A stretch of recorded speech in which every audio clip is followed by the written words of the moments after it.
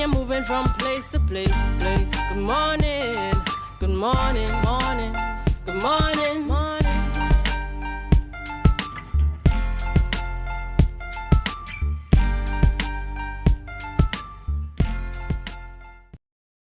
Welcome to Tobago Updates morning show. This morning we are at Magdalena Grand. Yes, we're out of the studio this morning. It is Friday, the 26th of June 2026. And I'm joined here with Alex Brown. Good morning, Alex. Good morning, Vanessa. How are you? I am good, although the weather is a bit gloomy. That's quite all right. We can bring some sunshine to the day of the viewers. Good morning, viewers. Indeed. Before we get any further into the programming this morning, we head on over to news in 90 seconds. A spike in property and violent crime sees Tobago experience 3 separate robberies within 2 days. Following Tuesday's botched ATM heist in Plymouth, police arrested 2 suspects late Wednesday night during a failed armed robbery at a business in Bushy Park, Glamorgan. Less than 24 hours later, the crime wave continued when 2 men robbed a distribution truck at gunpoint outside Pablo's supermarket in Roxborough. The suspects escaped with an undisclosed sum of cash and investigations are ongoing. On the local political front, a prayer vigil hosted by Pastor Baines is organized for ailing THA Assemblyman Ian Whitey Pollard, who is warded in Trinidad battling an undisclosed illness. To show solidarity, supporters and well-wishers will gather this Sunday from 6 to 7 p.m. at Elizabeth Dennis Baird in Mason Hall to offer collective spiritual support for the Pollard family. And finally, cultural practitioners have a reason to celebrate. Tobago President Beverly Ramsey Moore formally received the necessary allocation checks to pay steel pan musicians who participated in the 2026 Panorama competition. The brief ceremonial handover was attended by Culture Minister Michelle Benjamin and National Carnival Commission Chairman Peter Kanhai. Officials stated that these financial remittances directly honor the commitment and dedication of the panmen who continue to preserve the country's national instruments. And that was your news in 90 seconds. Tune in again at 6:30 p.m. for our full newscast. Viewers, we're heading on to the celebratory segment of our morning. We're on to our birthday shout-outs this morning.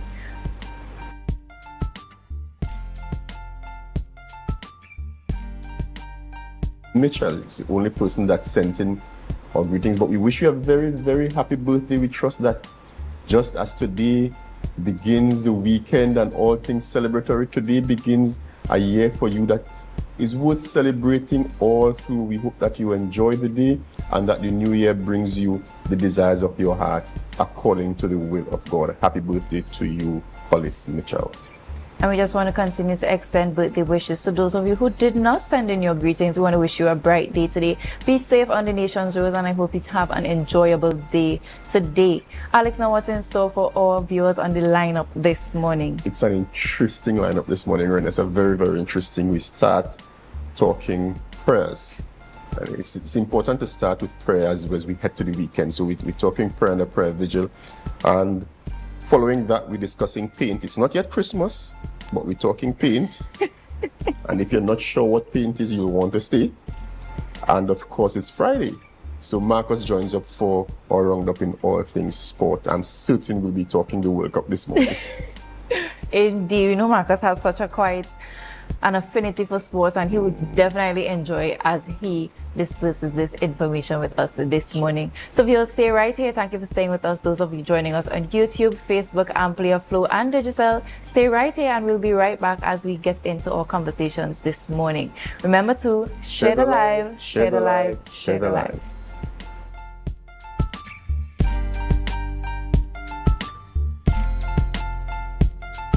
On Saturday, June the 27th, at 5 p.m., Divine Breakthrough Empowerment Ministries, located at Grafton Main Road, Black Rock, presents prophetic praise and worship theme, Manifest. 5 churches, 5 worship teams. As we come together in praise and worship, come expecting a time of refreshing. Come expecting your healing, your deliverance, your miracle, your salvation. As God manifests Himself. See you there.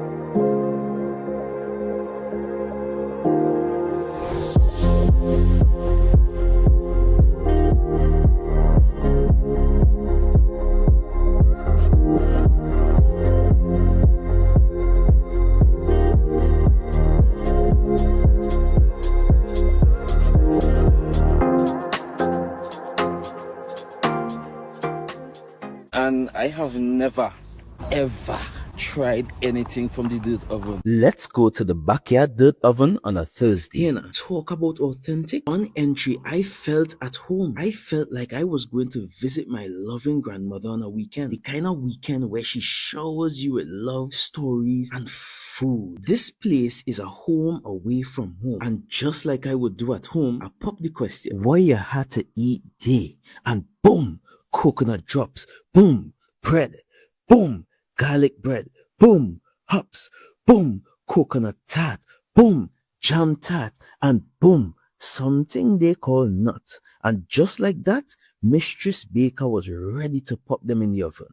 And don't worry, she had some help. And while we was waiting, I said, let we hear from Mistress Baker herself. Well, we've been operating for a couple of years now. We started, this was a COVID project. We operate strictly on Tuesdays only. You don't keep stock, we only sell on Tuesdays. Such a sweet lady. Hey, Olia, it's ready. When last you see a nice golden brown bread, sir? Backyard bakery for the win. Olia, a GT. I finally get me the oven bread with a little extra goodies on the side. You might be asking, where they're located? They are located on Bukuru, right on Nightingale Avenue, right before Racetrack Wheels if you're coming from town. Just look for the green hedge. You can't miss it. Pause. Check out the menu they one time.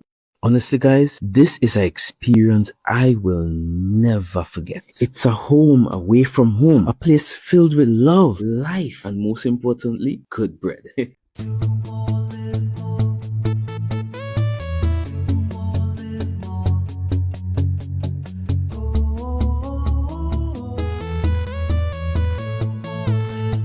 This is how it's gonna go. They better look up and look, 'cause this is your show, and everybody's gonna know. Say it to them once again. They better look up and look. This is your show, and everybody's gonna know. That's how it's gonna go. They better look up below, 'cause this is your show. Sofa Factory is here in Tobago.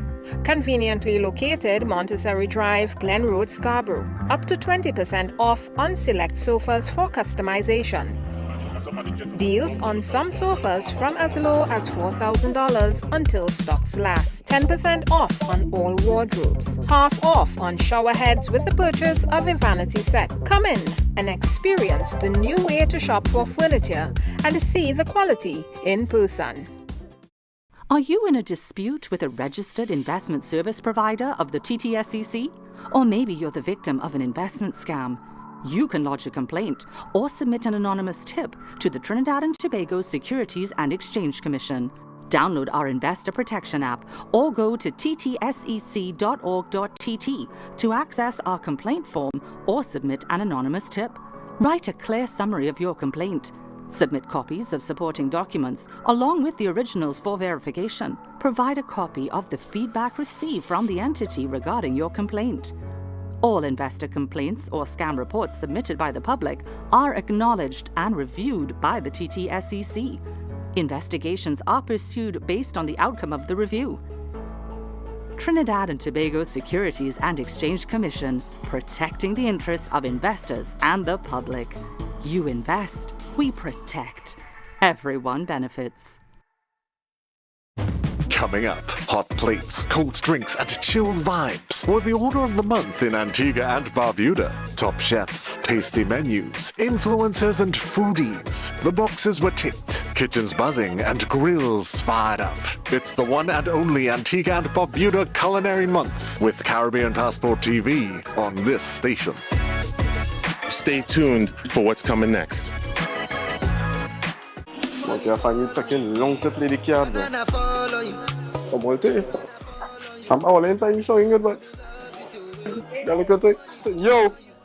what school you went by? Diane Bishops, boy. Bishops? Yeah, sure, one of the baddest that's come out of Bishops, sir. The baddest? Bad telling her, boy. What is the baddest? My one night and night, and I is the I's the baddest. My Bishop is the Tell best. everybody. Yo, what's going on with Tona? Here what's going on. It's only one way to settle this. We'll be live on Youth Voice TV where I, your host, Multibass, will be hosting the Rep Your School DJ competition where DJs will go head to head in a crazy battle to secure the title. We have cash prizes of $10,000 to come out and win and a lot of amazing prizes.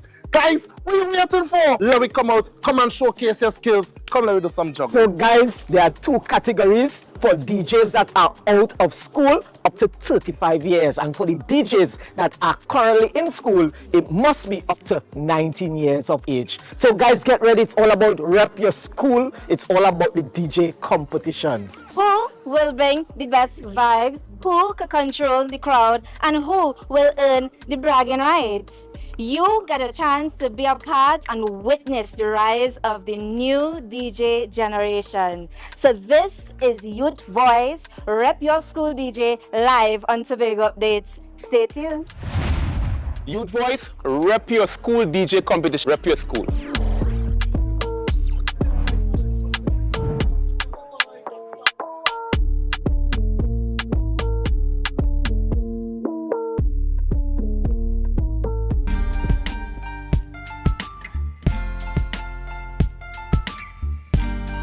Put a smile on your face when you're moving from place to place. Good morning, good morning, morning, good morning, morning.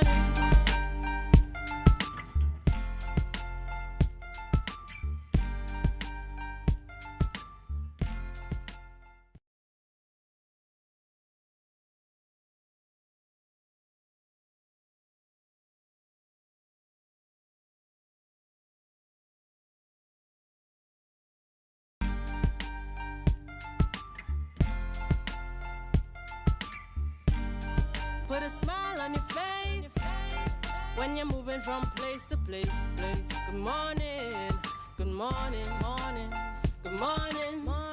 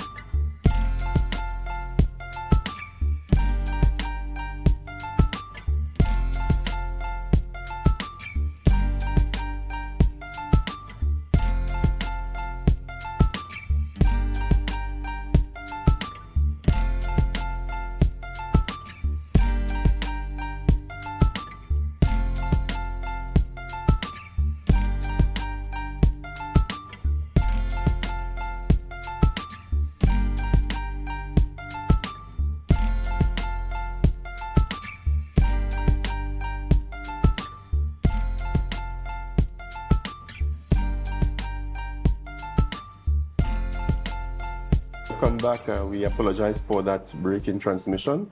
And sometimes that happens when you do out-of-studio broadcasts. As we were saying, we're coming to you live from the Magdalena Grand and we're talking to Pastor Terrence Baines, no stranger to you, here on Tobago Updates. Pastor Baines, good morning and welcome. Yes, good morning, good morning, good morning. Morning to, to all our viewers, of course. I was making the point because I was here early on this week and hoping that the viewership does not get fed up of seeing my face. I doubt that very much. And Yeah. you present yourself in so many different capacities that it's difficult to get fed up. Yeah. Pastor Baines, we're talking this morning, unfortunately, about the illness of your former colleague. Yes. You're having served as an assemblyman alongside Assemblymember Pollard. Yes. And yes. he's now ailing. And we're looking at a prayer vigil. Tell us some more, as much as you can, without necessarily divulging the details of his illness. What is Assemblymember Pollard's situation? Yes, well, of course, most may know that the secretary has been ailing for maybe 2 weeks at least, thereabout, and is receiving medical attention at one of the facilities in Trinidad. And persons have been praying for him since he's been hospitalized and so on. So we know that there's a tremendous support across, the islands. I spoke to him on Tuesday. I went to see him on Tuesday, and of course I've been getting daily updates and so on, and he's progressing.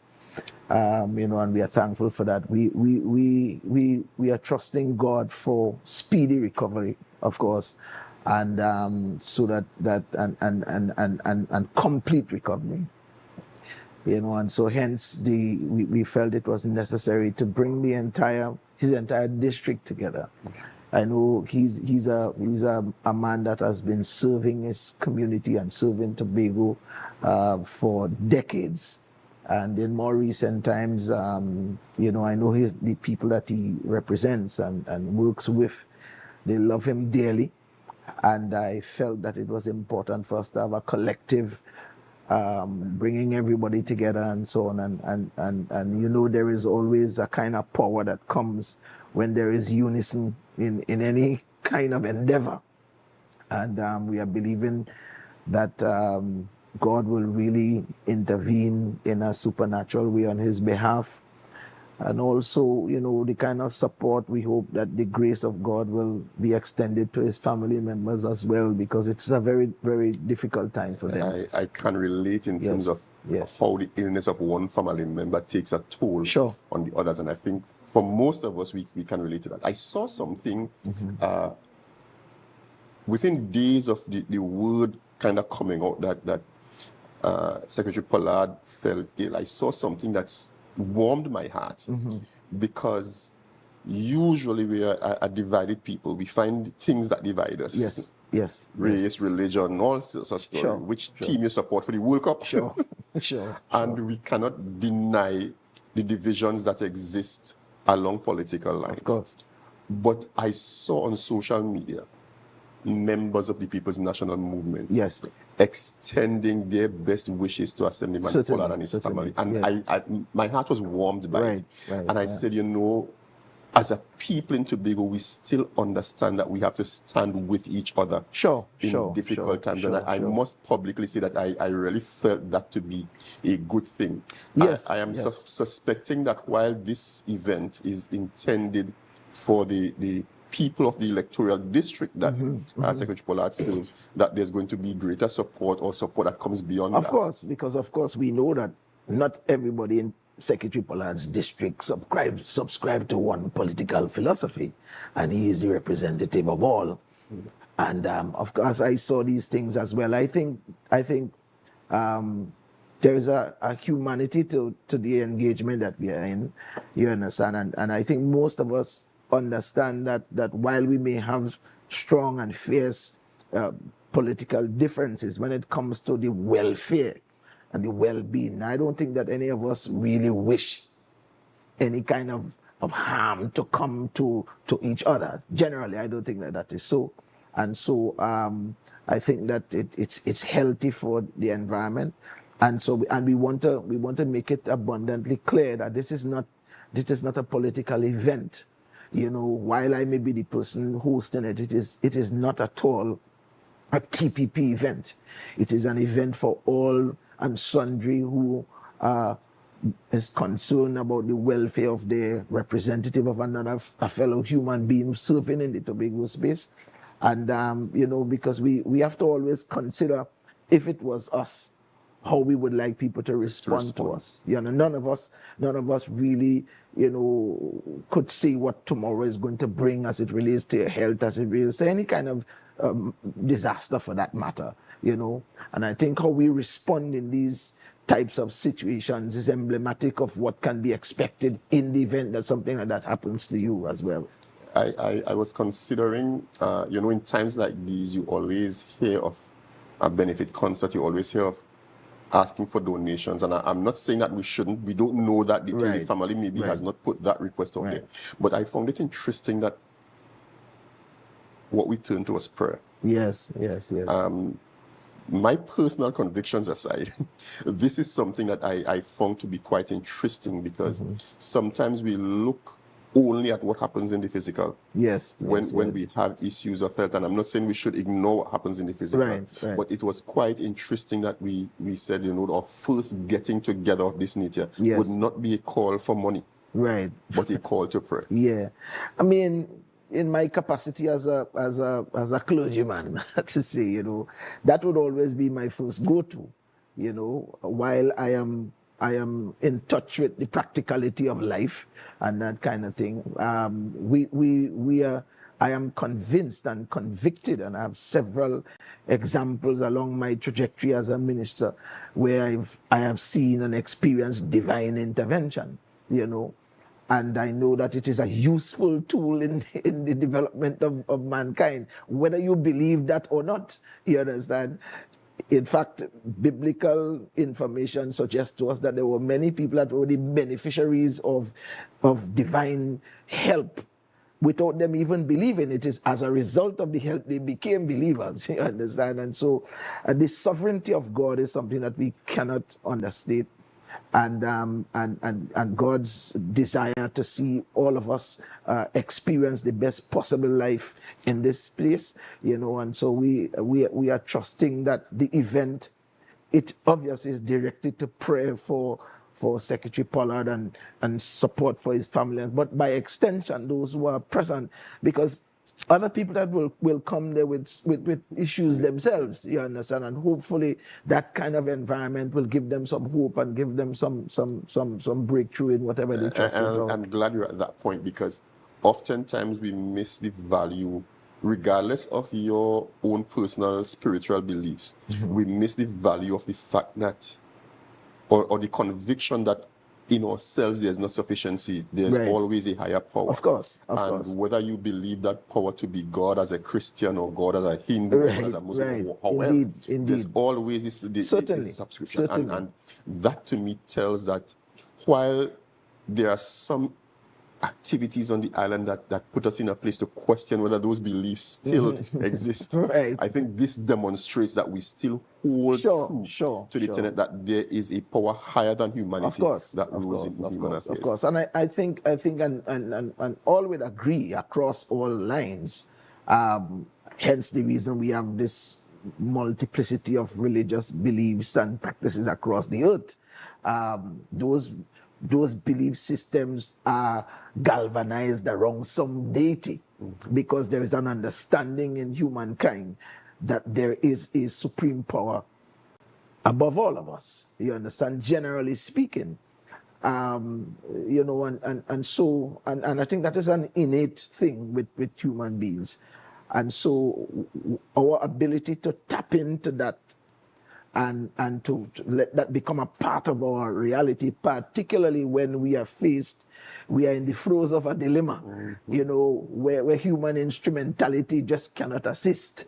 You know, I think that it is a fascinating thing. It is an uplifting thing to know that there is a supreme being that you can approach and can give you help with whatever particular situation you may be dealing with. So let's go specifically back to this particular prayer vigil. Let's talk about time and place. Yes. Who we can look forward to seeing us. Right. Well, of course, the event is open, like I said, to all and sundry. We begin at 6 p.m. this Sunday at the Mason Hall Recreation Ground. I believe it's calling Punch Bowl inside it. Yes, there's a fancy name to it, but everybody knows, right? And we are expecting members of the THA to be there. You know, the invitation has gone out. I got a commitment from the Honorable Chief Secretary that he will be present. And of course, we are expecting support from his entire district, Mason Hall, up all the way up to Moriah. We're expecting people to converge on the space. We are going to have a few pastors there coming that will be offering prayer, and members of the community and so on is going to be involved. It is primarily a prayer meeting, you understand, and hopefully we can see the results of prayer, the testimony of prayer and the importance of it. Because these things, just as you said a while ago, there's an attempt by the now to treat things like prayer and things that relate to spirituality for that matter as to be archaic, you know, and its usefulness is no longer something that people think, you know, they must engage. But life teaches us all the time, and that there is a supreme power above all of us, and circumstances, sometimes he creates them, sometimes he allows them to happen so that he will be proven to be God all the time, you know, and his love and kindness for mankind to assist us would always be manifested. Pastor Baines, thank you for coming and for sharing with us. Yes. Viewers, remember, it's this Sunday, 6 p.m., Elizabeth Dennis Beard Recreation Ground, known as the Mason Hall Recreation Ground, then Punch Bowl Mason Hall. Yes. As far as you are able, let's go out and let's support, let's pray together for Secretary Pollard, for his family, and let's pray with and for each other so that all will be well. Thank you again for sharing with us. Thank you for having me. Stay with us, viewers. When we come back, we're talking paint. Remember during the break to share the live, share the live, share the live.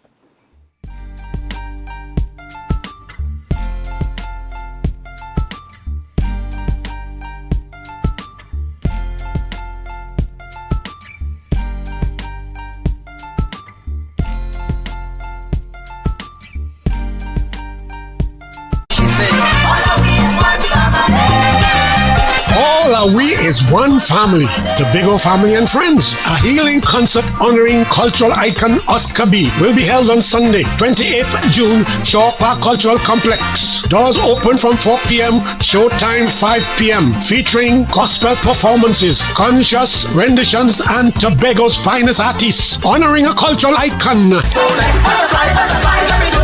Tobago's own, Tobago's pride, Tobago's legend. Sunday 28th, Shaw Park Complex. Doors open from 4 p.m., showtime 5 p.m. Give from the heart, or make your donations at the door. You can call 917-807-2119 or 7416143 or 759-6634. Presented by friends and family of Oscar B Committee in collaboration with Tobago-based partners. All proceeds will go towards Oscar B medical expenses and recovery. Don't miss it. All are we is one family. The healing concept for Oscar B, Sunday 28th June, Shaw Park Cultural Complex. Doors open from 4 p.m. Showtime 5 p.m.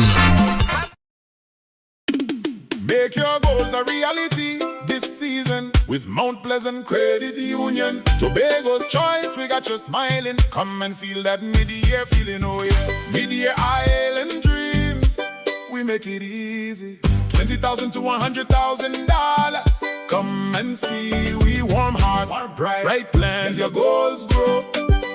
Mount Pleasant Credit Union, Tobago's choice. You know, every loan wants to prove more reasons to celebrate. Chance to win big, doesn't that feel great? Up to $3,500 in exciting gift certificates. Share investment starts as low as $2,500. Mid-year island dreams, we make it easy. $20,000 to $100,000. Come and see, we warm hearts, bright plans. Let your goals grow. Whoa. Mount Pleasant Credit Union, Tobago's choice, you know. Our world is filled with rhythm. Rhythm that's unapologetic, infectious, timeless. Rhythm is commitment in action. It's how we show up for each other with unrelenting support that goes the distance. Rhythm lives in the tiny beats of our most intimate moments and the seismic roars of our biggest achievements. Rhythm is resilience in motion. So even when things go out of sync, we do what it takes to bring the rhythm back. At Flow, we understand your rhythm because we live it. That's why we're dedicated to building a network as resilient as you, with a team of familiar faces working every day to keep you on beat. You're at the heart of everything we do, and our commitment is to keep your rhythm flowing, no matter what.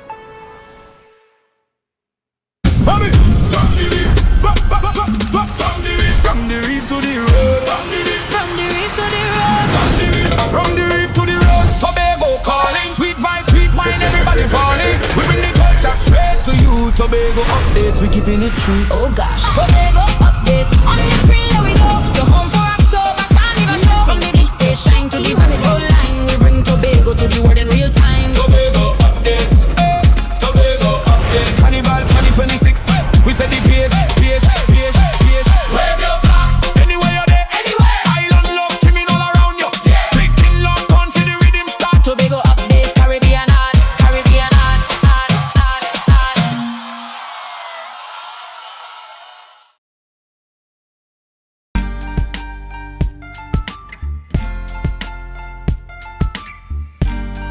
Put a smile on your face when you're moving from place to place. Good morning, good morning, morning, good morning, morning. Viewers, welcome back. And as promised on the lineup this morning, we're talking paint. Here with us at Magdalena Grand is Kristen Phillips, and we're talking paint this morning. Good morning and welcome to you. Hi, good morning, good morning. Now, Paint this Summer has become one of Tobago's most anticipated summer events.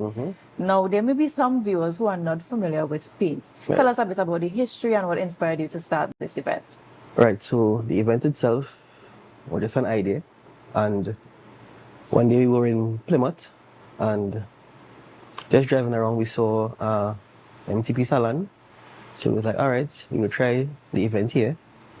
At that time, we don't know nothing about party, nothing about events. We just say we'll try it and see how it goes. So we got the spot. The first year we did it, we had probably 500 patrons. And at the time when we did it, I was like, okay, we wanted something, so we'll continue. We did it another year and we made probably double. And then, well, the pandemic came and we had to put a pause on that. When the pandemic was finished, we did a poll on our Instagram page. And we asked the patrons actually what they want because it wasn't supposed to be paint. We had another event carded for at that time. And everybody voted for paint. And that's how Paint this Summer became what it is today. Awesome. So that shows the level of work that went into the first initial installments for patrons to actually bring this to the point where it's an anticipated event for this summer. Yeah, because well, in Plymouth, if anybody knows, it was just an open air with mud and there was nothing like what we have now. And they enjoyed that. So when we moved to the Parade Square, people was like, okay, we rather the mud vibes. But over time, they grew to the Parade Square because people wasn't for it at the beginning. Yeah. Now, that just brings us right into my next question in terms of looking back over the past years. How has paint evolved? But you've already started answering the question. And what are some of the lessons you have learned from those experiences prior to this event that you're going to ensure that this event is also one that patrons would never forget? Well, paint itself, we always do the element of surprise, right? Normally we don't advertise what we're doing. We don't put out the artists. We don't put out no DJ cast. So I know we didn't want it to be an event where people come based on what we have in, right? So every year we try to add something. If you're avid paint patron, you will know every year there's an elevation in some aspect, whether it be the DJ cast, the artist, decoration. There's always an innovation there. Now, tell us why Paint this Summer is set apart from all the other events on the island, especially as we all the other events leading up to the Tobago Carnival launch. Well, I know Paint is one of the signature events as we segue into that rest of the year where we're seeing mass events coming out onto the island. What sets Paint I think apart? it's an event where people can be themselves, right? The concept behind it was we wanted everyone to be together. We didn't want it to be an event where people come and, There are some events people come and they will stand up and they will look to see who have won what to have on this, and so we wanted it to be an event where everybody could come together. And yeah, that was it. And now we're going to get a bit into if someone is still undecided about going to paint or even attending. Undecided at this hour? Because I think tickets have been. Yeah, and Yes. tickets actually almost finished shortly. Yeah. So But to someone who may still be deciding with the last set of tickets that you may if have, you decide, pitch, now. pitch to them why they should come to paint this one. I Because I can't the event tell is them tomorrow. that. I can't give out the too much of the juice, but You don't have to give out the juice, but just try to convince them why it is that paint this summer is the place to be. You see, if I do, I was trying to give out stuff. I can't think without giving out stuff. But it's the people's event. It's the event to start this summer. I think it's an event where you can get the mixture of crowd, the young, the old, everyone. Yeah, it's a party for the younger crowd, but we have a mixture of young, old, everybody could, come and enjoy the event. And if you know Dynasty, there's always something special to look forward to. And this year we have 2 special things to look forward to. So viewers, there you have it. It's paint this summer.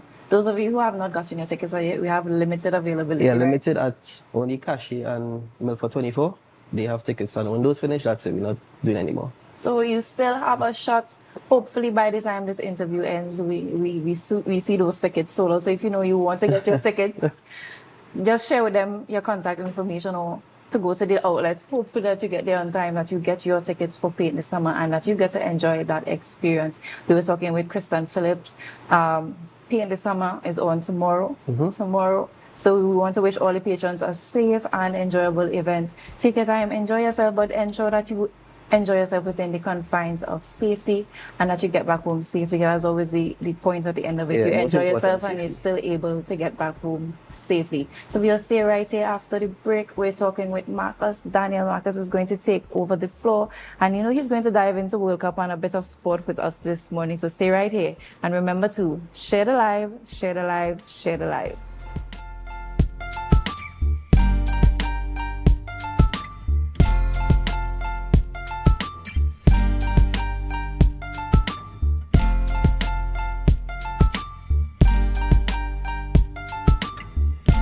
The Caribbean is more than just a place.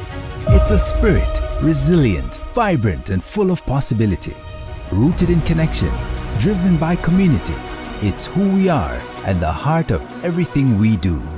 For over 150 years, we've been right here, invested in the Caribbean, its people, and its progress.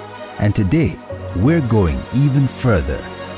Liberty Business, rooted in the Caribbean, committed to you.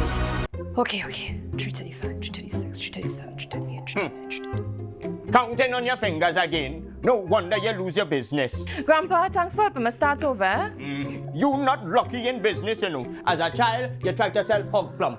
That failed. As a teenager, you and your boyfriend tried to break into the jewelry business. But hey, where that boy end up? He live in Aruka in the Grove.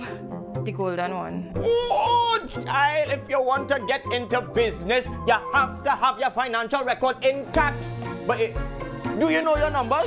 Of course, 624 333. No, child, your numbers, your ratios, your equity ratios. You have a financial handicap. What? You need to see somebody about that. Anderson. Who? Anderson in Trinidad and Tobago, they offer tax and accounting services. They know about financial management. Grandpa, I started this business with nothing. And nothing is what you will end up with unless you call Anderson Services. Here. Okay, this card is nice. Yeah. What's this? Your rental fee. Have business will pay rent. Hot and groovy in the soca party.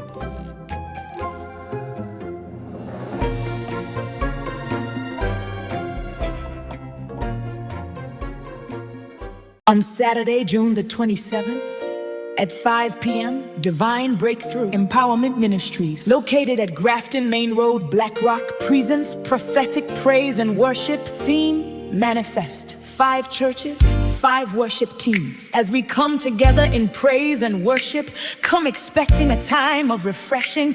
Come expecting your healing, your deliverance, your miracle, your salvation. As God manifests himself, see you there.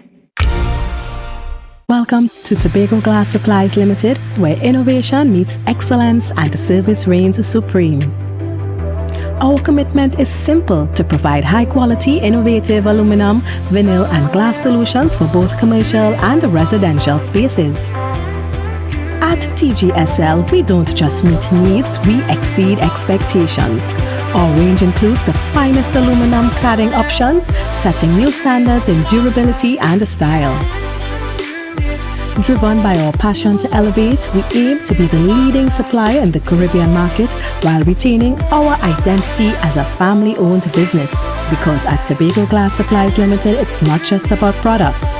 It's about relationships, it's about you. Innovation, quality, service. That's Tobago Glass Supplies Limited.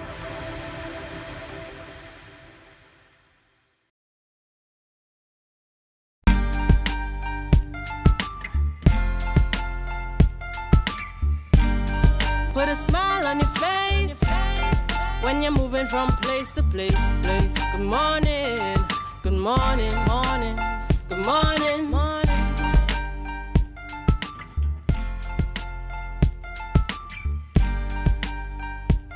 Hi viewers, welcome back, and thank you so much for staying tuned to Tobago Updates Television. We are here at the beautiful Magdalena Resort and Grand Hotel. I want to thank Mr. Brown and Renessa for holding down the fort the first half hour. And we are into the sporting segment. Yes, it's nothing but World Cup football. We know that West Indies currently playing against Sri Lanka. The first test started yesterday, and West Indies dismissed Sri Lanka, having won the toss and instead Sri Lanka in Antigua, sorry. And in Sri Lanka, they got to 308. And West Indies, they face 1 over before the end of the day's play. So we're looking forward to seeing what they can do today on day 2. The women are also participating in the ICC Women's T20 World Cup. And they lost their first game against England. They're going good so far. 1 game against New Zealand to determine a semi-final spot. All the best to the women's there. But we're talking about football and the World Cup football. Lots happening in the World Cup football. And on set with me this morning, of course, recognized coach in Trinidad and Tobago, Nigel D'Souza. Nigel. Morning, yes, morning. man. Yes, man. You know, the last time I had you here, we spoke a lot about expectations and all these different things in terms of the scenarios, who's going to come out of the groups and all these different things. So far, we have 6 teams, in fact, 6 groups. 6 groups basically competed all their matches, and we have at least, 6 more to come? Yep. 6 more to come, and some big matchups. I mean, before we even get into the conversation, let's have a look at what transpired yesterday in terms of the matches. 6 matches yesterday, and we had Ecuador defeating Germany by 2-1. Tunisia going down to Netherlands 3-1. Sweden and Japan, they drew 1-1, and USA, they were defeated by Turkey 3-2, and Paraguay and Australia, they drew goalless. I want to start off with that Ecuador-Germany game. Yes. What a game. What a game. Yeah. What a game. I thought Ecuador have playing good football. They don't have a striker. They don't have a striker. And I thought that would have been one of the problems throughout the World Cup. So you wouldn't consider Ilanga like an out-and-out? Like Sweden. Oh, sorry. Oh, my gosh. That's Sweden. Yes, that's Sweden. Ecuador. And when I saw them play first, they were so fast. And I think all of us, we say, well, hey, Ecuador can challenge fast spots here. I mean, what went wrong with them? No, they again, defense to midfield have been good. Mm-hmm. Final third have been a problem because they have created chances throughout the World Cup. Yeah. But I thought because they have been relying on Enner Valencia, he have been on the older side now. Yeah. He haven't been clinical, and they don't have anybody else behind him. So they have struggled for goals, but we saw yesterday they got 2 and they got and in dramatic fashion as well, because they needed to win against Germany, and all the pundits basically said, well, I mean, Germany already qualified, but then you want to maintain that unbeaten run, maintain that confidence going into the knockout stages, and Ecuador needing to win. They came from behind, and they fell behind very early, and then they came from behind twice, and of course, they got the victory there. And then last evening I saw the USA, CONCACAF team USA, defeated by Turkey, who would have actually finished in 4th place. And I want to get your view on this because it was a conversation with the commentators as well. The USA made 9 changes to their squad. After that second victory would have basically confirmed their spot in the round of 32. And it's confirmed that they're going to be playing against Bosnia in the round of 32. As a coach, I mean, is that something that you would have done in terms of making so many changes to your squad? Albeit you qualified already, but you want to get that momentum going into the round of 32? It's always a thin line. I think what they needed, what they did was the guys who was on yellow cards, took them out because you don't want them to be suspended. But that also, and that was about 4 guys. I think I'd have played the rest, probably give them 60 minutes and then take them off. I would not make that amount of changes, but I would have definitely taken out the guys that was on yellow cards because you don't want them to be suspended for the next round. But I mean, our coach will know his team more than the rest of us. He'll know where guys are in terms of fitness, if anybody carrying a little niggle. And I don't want probably key players picking up any injury because Turkey wasn't playing for anything. And in those kind of games, players make tackles that probably they wouldn't make. Yes, so good point, mate. If you play them and they get injured, then everybody say, well, why you play them? Because Pulisic also came on. He started Pulisic. No, he came on. But yes. he was all the game before because of a slight hamstring. So, but you still wanted him to get a little rhythm. So you give him a little game time, and then but you bring him on. The game was in the balance, but you come on a game at 30 minutes. But that was okay. So it's a fine line. As a CONCACAF playing team, USA, and obviously we are in CONCACAF. I mean, your thoughts on USA and how they have played so far? Because I mean, outside of watching Fox Sports, predominantly US commentators, I mean, because they have been saying that the USA can go all the way. I mean, your thoughts as a coach and what you have seen of the USA team, how far you think they can go? Out of the CONCACAF team, anybody for me who might go the furthest might be Mexico. Yeah. Now, the US have played well. They've been aggressive. They've been vertical. They attack the ball well when they lose it. So counter pressing have been good. I don't think they have enough to go all the way. But obviously, I think whoever they come up against, they'll give them a good game. But the CONCACAF teams have played well so far. Yeah. So we have plenty of work to do. But we have plenty of work to do. and I want to go to the groups right about now, right? And as I mentioned earlier, we have 6 groups, I think, up to F, completed their quota of matches. Yep. And, we have a look at Group A. I think when we last spoke, we picked Mexico, and I think it was South Korea to come out of this group. I mean, South Africa. I mean, you saw them up there. I mean, actually no. But surprisingly, and again, I remember I tell you this, look beyond the results. For me, I look beyond the results. Yeah. And then looking at how teams set up, how teams want to play, small spaces, denying space between the line. South Africa have done well, to be honest. I think they know the strengths. They've tried to play tight. They haven't tried to play expansive football, but they have counter-attacked well. They try to be vertical when they get the ball.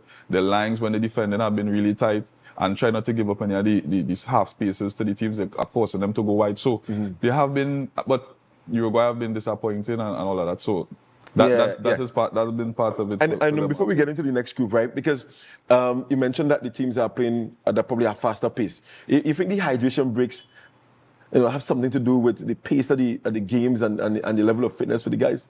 Actually, yes. Now, there's a debate if the hydration breaks have been good or bad, because sometimes a team pick up momentum right before that. But what they have allowed coaches to do is, now you get to reach that break, that you can actually probably pull 1 or 2 players. Because they won't talk to the whole team. Most times you'll see them pull 1 or 2 players, key players, fix something, and then you see second part of the hydration break. They kick in and they get, but also it have given the players a little rest, and then they could go again. So you're not running 45 straight, hard, trying to run 90 minutes straight hard. Yeah, and that's good for football. I don't. To be honest, I don't want it to go past the World Cup. Yeah. But to be honest, we have done we do hydration breaks here. But for earlier matches, for matches, I mean 10 a.m. So 11 for example, I remember we played Goya at 2 o'clock. Sun right there. And we 6 cases of water done because we had hydration breaks. So we do it for school football as well. Yes. We do it in league football. So it have been there. So it's nothing new. I think it's new for the World Cup because of the temperatures. But it's not something I would like to see going forward. Yeah, but I have no issues with the hydration breaks. I just think the timing of it, because when I say timing, there are matches playing indoors as well. don't need it. They don't need that there. They don't and need then, And then if it is that because they take it at the 22nd minute in the first half, and I think the 67th minute in the second half, and let's say there's an injury or there's a stoppage, there's a stoppage for the game, very long, let's say 3-4 minutes, at the 21st minute. You don't need to break that again. Correct. But then we saw that in one of the games. I find and then they still went to the hydration break. I just don't subscribe to that, and I think it kind of killing out, especially as a neutral, and you're enjoying the game. You want the game to play. We'll look at Group B. Group B in South Korea still they are going to be qualifying as one of the Group A. That's Group A, yes. So, Mexico, South Africa. So right, good. And then in Group B now we have Switzerland, Canada. I think this was basically straightforward, but we thought that probably Canada would have finished in front of. I thought Canada would have finished on top, but Switzerland have been for the last 2 World Cups a good team. Been good. So, not a big surprise. Yeah, not a big surprise what's over there. So, and then Bosnia, with 4 points, they're going to qualify as a 2. And we're going to get to that third place. We're going to get to that third place teams in our time. In Brazil, I mean, I want to get your thoughts as Brazil, because once you hear Brazil, you look at them as one of the favorites. I mean, they have played 3 games thus far as a coach. Tell me about Brazil, then and Brazil now. Building momentum. Yeah. I still think, and they've been trying to play a medium block and then counter-attack from that. They have done it well. The opposition they have played against, yet to be determined. When they play a bigger team, we'll see. And they're playing, I think Brazil had Japan in next round. I think Japan, yes. Yeah. And you think Japan is going to be a good matchup for them? They will, technically good, physically good. Yeah. So we'll see. But I mean, Brazil had the individual quality that could change our game on any moment. So we'll see how they go. Yeah. So Brazil, Morocco, Scotland, still in with that chance. But I think they're minus 3 goal difference. It will be tough for them. They may be tough for them, yes. And Haiti, we saw Haiti didn't put up a fight at all. Well, we mentioned USA. So that this group in action last evening. USA 6 points. Australia 4. And 4. Paraguay basically with 4 points, they're going to get into They should get in, yes. They should get in there. And Turkey basically out. Definitely out. Germany. I know this is a surprise to me, this group, because I had Germany, Ecuador in second position. I did not have Ivory Coast. I actually had Ivory Coast. I had Ivory Coast coming out of the group as well. Probably not in second. But I also had them coming out of the group. But I think what Ivory Coast have done well is use the wingers. They have good wingers who can dribble 1v1 with pace. They should have used that on the counter attack. So I think they have played to their strengths and not tried to be anything they are not. And have served them well. They should have beaten Germany comfortable. Yes. I was so disappointed with them. I mean, all of us who watched the match, I'm sure. I mean, we were screaming at our screens. Shoot, and then square chances. Yeah, square chances, yes. Ecuador there, and then Ecuador should get in as a third place team. Yes. Curacao, I mean, seeing Curacao at the CONCACAF qualifiers, I mean, I'm not sure if you felt that they could have probably given a much better showing in the World Cup here compared first time, smallest nation. Look at the group they're in. Outside of that, forget the results.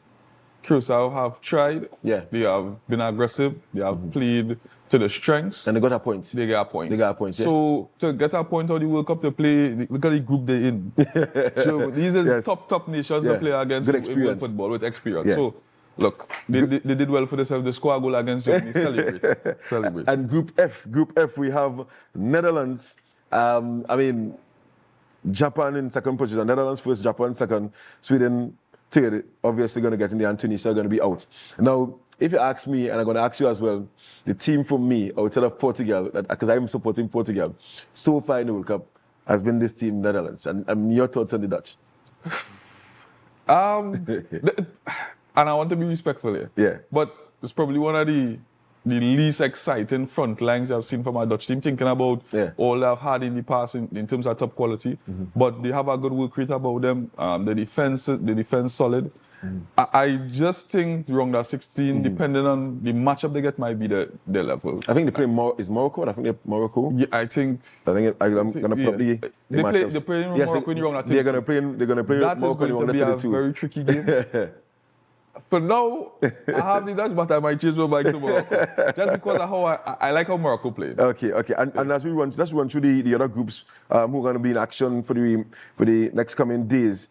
I mean, who's going to come out of Group G there? We have Egypt, a top list standing there, Iran, Belgium, and New Zealand. They're top 2 there.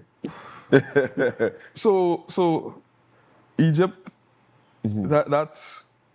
that is a good game. That is a good game for them. Because Belgium, they play New Zealand today. Belgium play New Zealand. Should beat them and they should get 5 points. Yeah. And then from them, I think Egypt should get through as well. Egypt should get through. So Egypt and Belgium. Egypt and Belgium should get through that group. Spain, Uruguay, Spain, and this is another exciting group as well. Spain 4 points, Uruguay 2 points, and both teams they play today as well. Tough game. Uruguay haven't been as impressive as I thought they would have, but I also thought they would have struggled because they don't have a proper striker. Spain should win. I don't think it would be a big goal difference, but Spain should win. And then from the, to be honest, Cape Verde and Saudi Arabia would be interesting. That's a crazy match. Yes. A crazy match. That's a crazy match. A draw. Because I mean, should Cape Verde win here? Let's go. They got the 5 points. Yes, they got the 5 points, and they have a chance. They have a chance. And they have been like the Cinderella story for the World Cup. 2 draws, 2 points. 2 points. Yeah. France, Norway, another big match on today. Erling Haaland versus Mbappe. Where's your mind there? France will make changes. Yeah. I don't think they will play the strongest team. No, we say. But Mbappe is going to play for sure. Yeah, but saying France wouldn't play the strongest team is like saying it was because the second unit had quality just as well. But then, so that should be a good game. But then, also you have to look at the bracket as well. If you finish first, you're likely to play with a third place team. Either second or third place team. Yes. And I want to get a thought on that just now, right? So you're thinking that even already qualified, France gonna. They will go for the win. They'll go for the win. But they will make a couple changes. And they may not want, because of the side of the draw, they may not want to finish second. At all. They may not want to finish second. But I think France want to win all the games. Okay. And we're saying changes. The quality of France bench is a starting 11. So you might see Chilke come in. Yeah. I don't think they will rest Olise. Yeah. They may rest Dembele, play somebody else. So you might see Chilke in the 10. Yeah. You might see the change one of the midfielders. But they have the quality on the bench. They have the quality on the depth. So no big fuss with that. Yes. And no way Senegal and Iraq going to qualify there. They don't. They're basically out. And this is another tricky group J, where you have Argentina, Austria, Algeria, and Jordan. Now Argentina qualified already. Correct. And then we have Austria and Algeria looking that should be interesting. That should be interesting because Argentina plays Jordan. A point for each one of them should get them in. Should get them in second or third. Yeah. Second or third. So we'll see how they approach the game.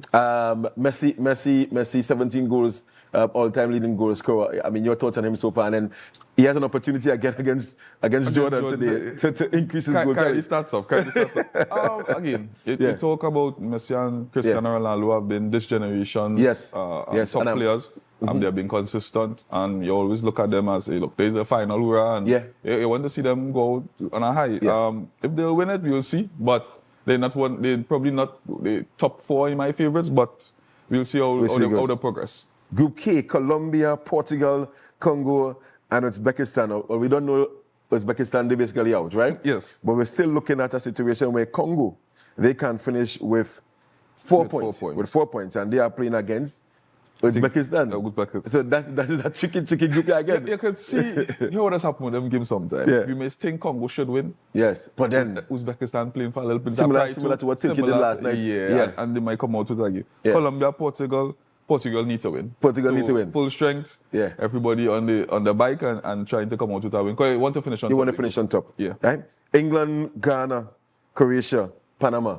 Remember I tell you this group is a group of death. This is a group of death. Tricky. But England should qualify, and I think Ghana will qualify. England and Ghana. Yeah. So far, based on the teams that have qualified, we have a couple matches that have been confirmed. Correct. Netherlands versus Morocco. That's on the 29th of June. Yeah. And then we have South Africa. Canada. Is it a good matchup for Canada? I think it's a good draw. It's a good draw for Canada. Yeah, and then get into the round of 16. Yeah, definitely. Yeah, definitely. And then we have USA versus Bosnia. Another good draw for USA there. Yeah. For CONCACAF team. Because Bosnia again, they've been solid, but I think USA power, the home, that third man, as I say, will push them through and then get through the round of 16. Brazil versus Japan confirmed as well. Brazil for now. No, look, I think Brazil get through. but it wouldn't be a walk in the park. It wouldn't be a walk in the park. Japan is a very good team. Yeah. And, you know, Nigel, I wanted to get your views on this, right? Because for those at home and wondering about the next round, it's going to be the 12 first place teams, 12 second place teams, and 8 third place teams, right? Correct. And then the draw is going to be like 8 of the first place teams, they are playing against the 8 third place teams. Correct. And then there's some you see this, Nigel, I find that was unfair because the remaining 4 teams from the first place teams, they have to play against second place teams. Correct. And then the 4 second place teams that remain, they have to play each other against seconds, yeah. Why couldn't they just leave the first place teams in a corner here and allow the second and third place teams to play against each other, and then they have the matchups after that? I just think it's unfair to at least 4 teams. I think it's really unfair. I don't think it will reflect like a true winner in a World Cup in a sense, no way. That's how I look at it. I'm not sure your thoughts on that. Before we wrap. It's FIFA. Yeah, it's FIFA. It's FIFA. But also, look, at the end of the day, you'll have to play big teams in the World Cup. Yeah. You can't avoid it. Yeah. If you get them in the round of 32, beat them and go through. Yeah. Gotta play. And before we go, still no thoughts on who's going to win the World Cup? France have been impressive so far. Yeah. I think Argentina up there, Spain, and you look at Portugal. Those are the teams so far. You can see, okay, they're still looking. Again, remember telling me dark horse. You see Norway? Norway. Just be careful. Yes. Just be careful. But we'll see. Yeah. And lastly, before Ronald choose a ball at me, big debate in the World Cup, childbirth or World Cup. I mean, your father, right? Your father. Childbirth. Childbirth. Childbirth. No, you're looking at a once in a moment story for Doku. Yeah. And you look, he went. Yeah. And he went. And they got a point from the gate. They got a point without him. So, look, people will have the opinion, but you can't ask somebody to miss the birth of their child. A first child as well. Especially the first child. So, childbirth. Yeah. Fantastic. Nigel, always good having you here. I hope I'm going to have you back as we draw closer to the business end of the World Cup. And we're getting there, we're getting ready for the round of 32, knockout round of 32. I have my preference in terms of the structure, but again, as Nigel said, it's FIFA. I'm not going to mention what FIFA does, but yeah, hopefully your team is in the next round, and hopefully your team can go as far as the final. My team, in and about there, Portugal, looking to see what Ronaldo, can do in terms of continuing to answer his critics. I mean, 2 goals in the second game there, and a lot of confidence back into him after that first game. So we're looking ahead. We're looking ahead at some exciting matches to come in the World Cup. We got 6 again today, and another 6 tomorrow. Guys, this brings to an end the sports segment of the Tobago Updates television, of course, program on a Friday morning. Thanks so much to Nigel D'Souza having us here this morning. After the break, we're going to come into Good Morning Tobago. It's wet on the outside. Be careful on the highways and byways. Have a wonderful weekend. But before you go, guys, do me a favor and share the live, share the live, share the live.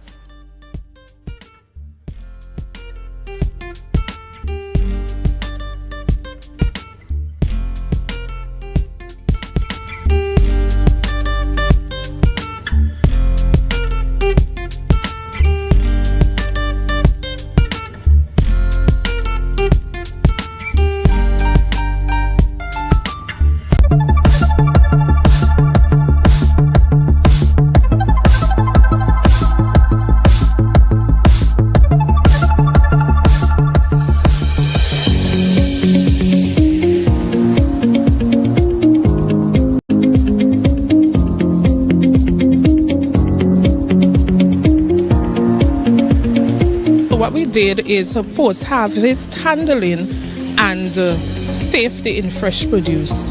The reason for this is because at times, farmers do all the good agricultural practices in the field, and then when they reach or harvest the produce, there you see spoilage. So what we did, we geared our workshop to allow farmers to know the post-harvesting practices which will prevent spoilage or damage to their goods. We dealt with storage, type of storage you need, temperature management, how to control incompatibility with the commodities that could spoil one another, how to avoid taking to the market stuff that is not good. and remind them of their harvesting practices, what they should do, the time of the day they should harvest, the containers they must use. The session was really about letting farmers know that they themselves are responsible for the safety and for the quality of the produce that they will put on the offer for sale, whether for retail or whether they are selling it themselves. Farmers, of course, they were the main focus, students, and then we have persons who are potential farmers. So sometimes going into something, you want them to have a jump start, to have the best way in. I learned a lot of things that I really didn't know about tomatoes, having vibration injuries, and how to properly harvest tomatoes and other crops, and how to see different defective crops and etc. So it was very informative. I enjoyed it a lot. I learned a couple new things all right, especially in handling the produce and especially storage also, right, because most of my losses is like when I leave the garden, I get less than I actually produce in the garden, so the handling of the produce actually will help me. Being very mindful what you're putting into the production stage, and be mindful how you harvest, you transport it, how you store it, how you keep it cool, and what you put it next to when you're transporting it.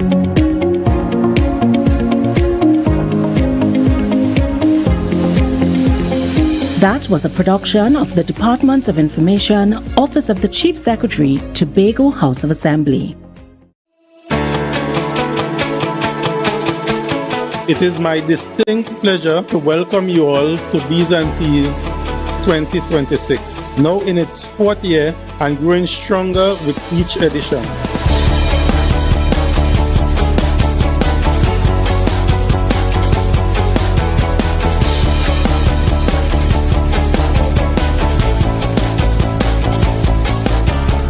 Today we are celebrating two very important occasions: World Bee Day and International Tea Day.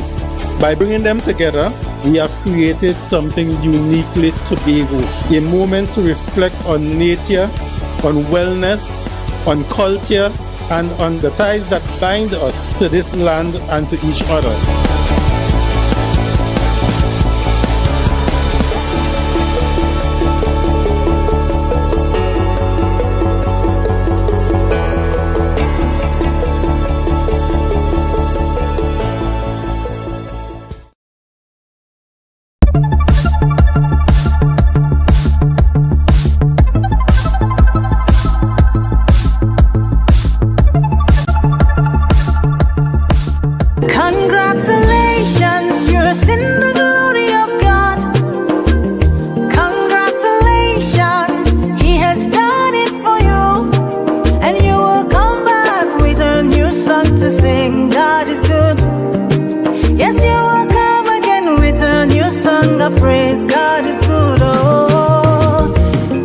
What we are seeing here today, I was in Tobago before when she had it in the ground. There's no greenhouse, it was just a concept. And seeing it today, it's exactly what we wanted from the innovation project, to be able to see scale up, employment, you know, looking at that substitution when you talk about importing food. I think we're really on our way. The owner of PEB's Prosperous Hands actually did approach the Business Development Unit for a loan. So we do have a loan program specifically for very critical sectors in Tobago: agriculture, tourism, and digitization.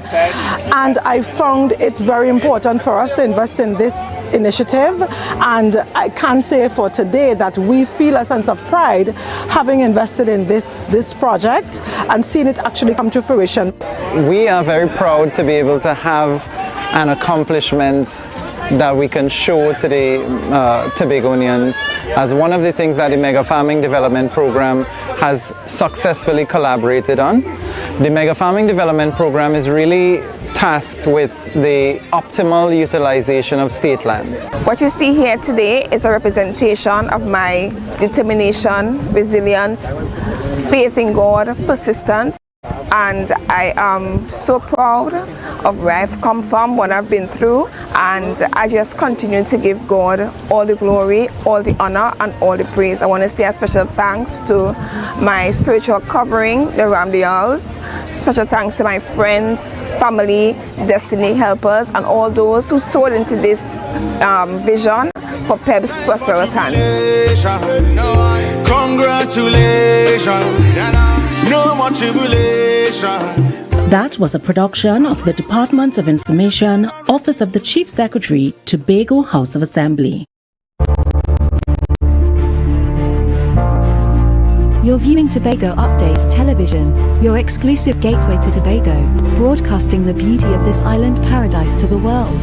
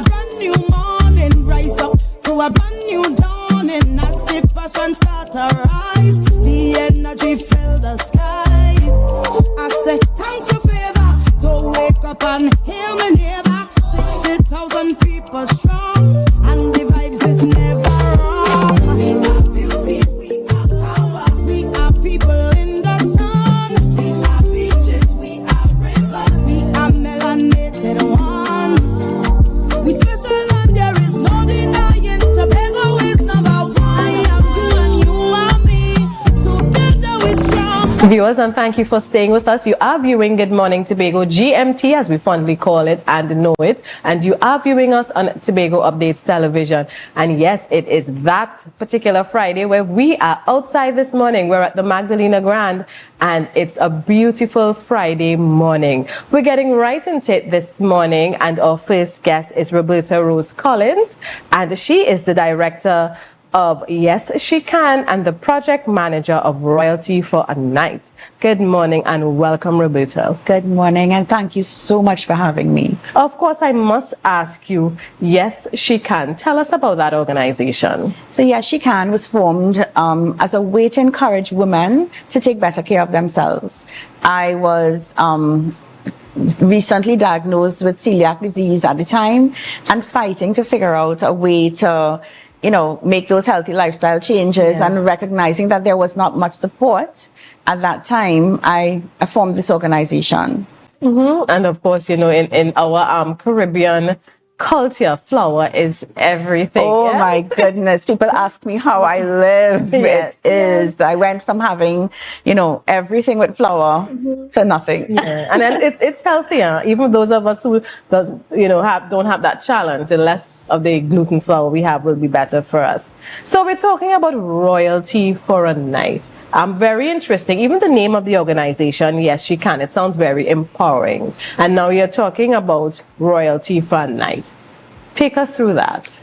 So Royalty for a Night has nothing to do with healthy lifestyle. Right. And really with, just assisting young graduates, secondary school graduates, to celebrate one of the biggest nights of their lives. Right. Well, they're calling it prom now. Yes. I know it as my graduation ball. Yes, and I like the graduation because prom is not from here. Right. Yes. So, but yes. I have to use both. Yeah, we adjust. Yes. And so, this actually started. This is our 10th year. Okay. And it started a little bit before that with a secondary school teacher in Trinidad who looked at her girls not be able to go attend their graduation for years, and said one year, let me just ask my friends if they have something. And the response was overwhelming. Right. There were so many people who had items of clothing that they never wore, or they wore once, right, and then they just packed it, and nothing was happening with it. And that grew into what it is today, which is called Royalty for a Night. Mm-hmm. Because when it first started, it was just girls only, the young women only. But we introduced the support for young men as well, Mm-hmm. 10 years ago. And when you talk about providing support, what type of support you're providing? We know that graduation is a big ticket item.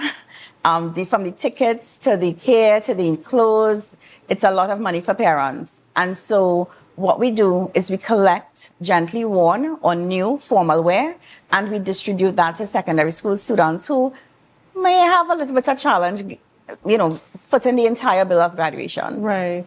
And tell us about, because you mentioned the program is about just over 10 years old. What about your presence in Tobago? So what happened is usually every year we saw an increase of students coming from Tobago to Trinidad to access what we had to offer. And so last year for the first time, we said, okay, we're gonna try this. Right. We had a lot of persons saying a lot of things about, no, Tobago probably wouldn't receive it or whatever. And I was like, you know what? I believe we see it. We saw the increase. We saw the increase of students coming. And we came for the first time. We were able to use one of the facilities to distribute. Right. And 75 students were served. Wow. So we figured, well, obviously there was a need. Definitely. And so we decided to make this a regular stop. And for people who will be hearing about this program for the very first time in Tobago, be it on the service side, entrepreneurs, hairdressers, braiders, barbers, you name it, or persons who may have the dress that they bought and just time pass and you can't fit in it again, or you wear it once, how can they, contribute to this program? So we will actually be at the Buku Multipurpose Facility today from 1 p.m. till we finish setup. Right. So basically what we do is we transform spaces into boutiques.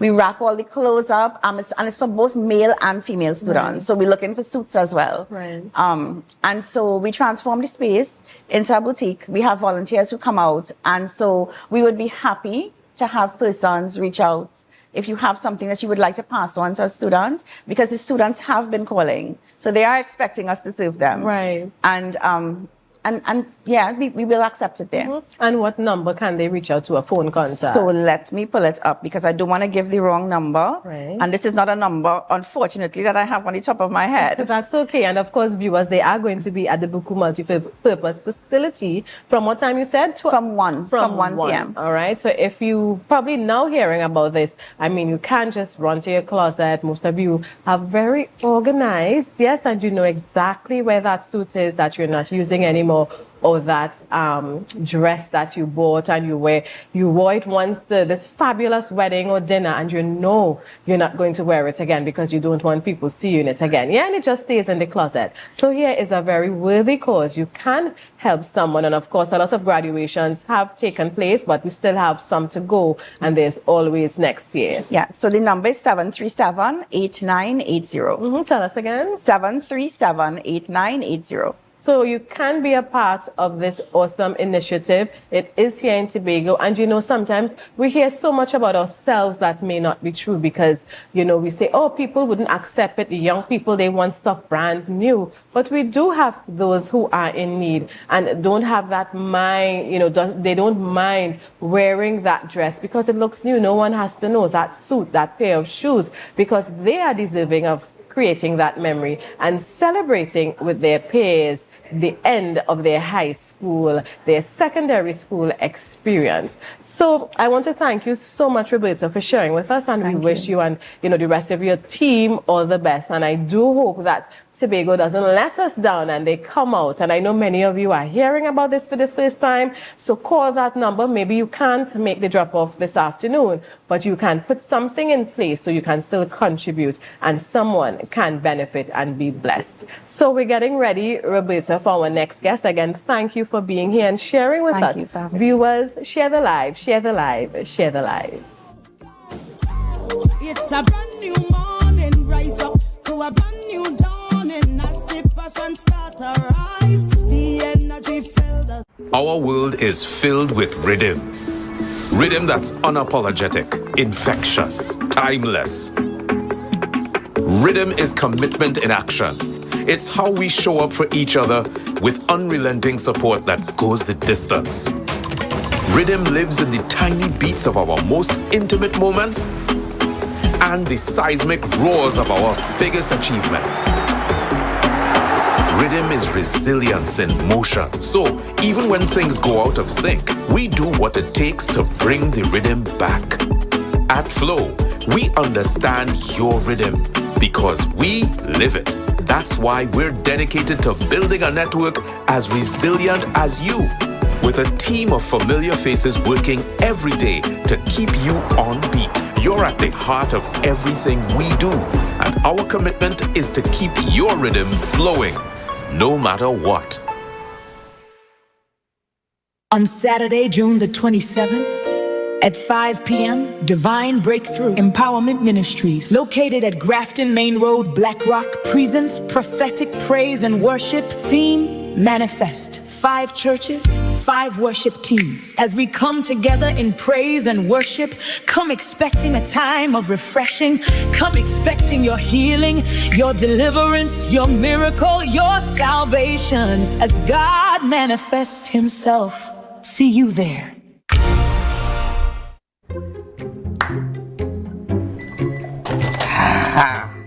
Nice.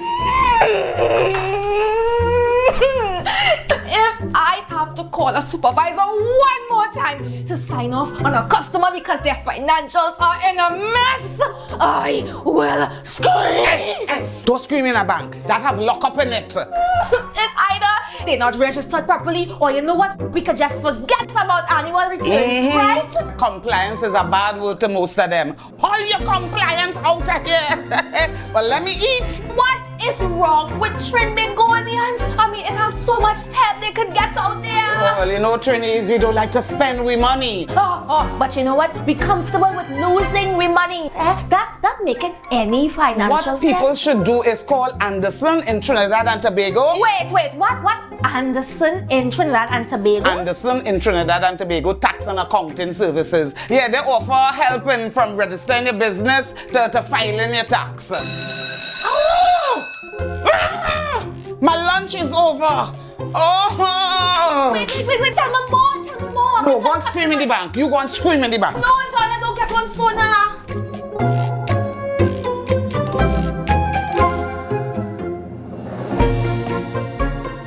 Welcome to Tobago Glass Supplies Limited, where innovation meets excellence and service reigns supreme.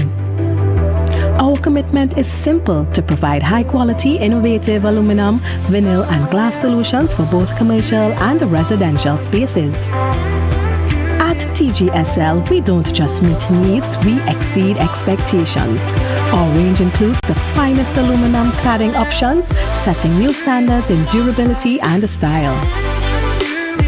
Driven by our passion to elevate, we aim to be the leading supplier in the Caribbean market while retaining our identity as a family-owned business. Because at Tobago Glass Supplies Limited, it's not just about products. It's about relationships. It's about you. Innovation, quality, service. That's Tobago Glass Supplies Limited.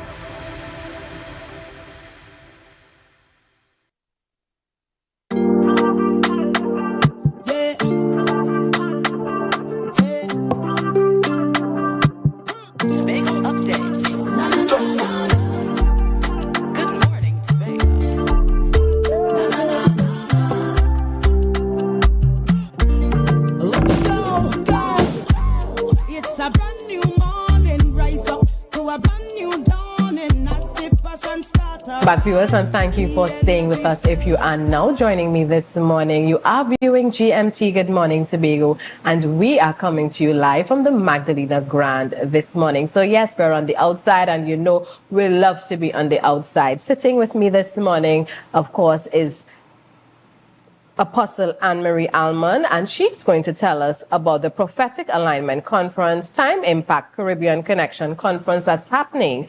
In fact, it began yesterday and it ends on Sunday. Good morning and welcome. Good morning. Thank you for having me. So this is being hosted by People of Destiny Kingdom Center. Yes, tell us a little bit about the theme for this conference and who you are targeting. Okay, the theme for our conference is building strong apostolic and prophetic communities with a specific focus on alignment. And so the theme speaks to us doing sometimes the hard work to ensure that our communities are strong. Right. Because when our communities are strong, whether it's a church community, whether it's a community in a village, the communities in our nation, when they are strong, the nation is strong. Right. And so that's our focus for the conference. So the conference speaks to leaders, all leaders, businessmen, businesswomen, could be a mother, a father, needing counsel, needing guidance, needing to know what to do. It really is a conference for anyone and everyone. You don't even have to be a Christian. Right. Last night was so amazing that it would have benefited anyone who showed up for the conference. And so we're speaking to coming into that place where you need to be so that you can be as effective and as advancing of your dreams, your visions, your purpose. Anything that God has placed you in the earth to do, you can do that and do it well. And tell us where this conference is being held. The conference is being held at the Magdalena Grand Resort. So beautiful. And we started last night, as you said. We're there this morning at 9:30 a.m.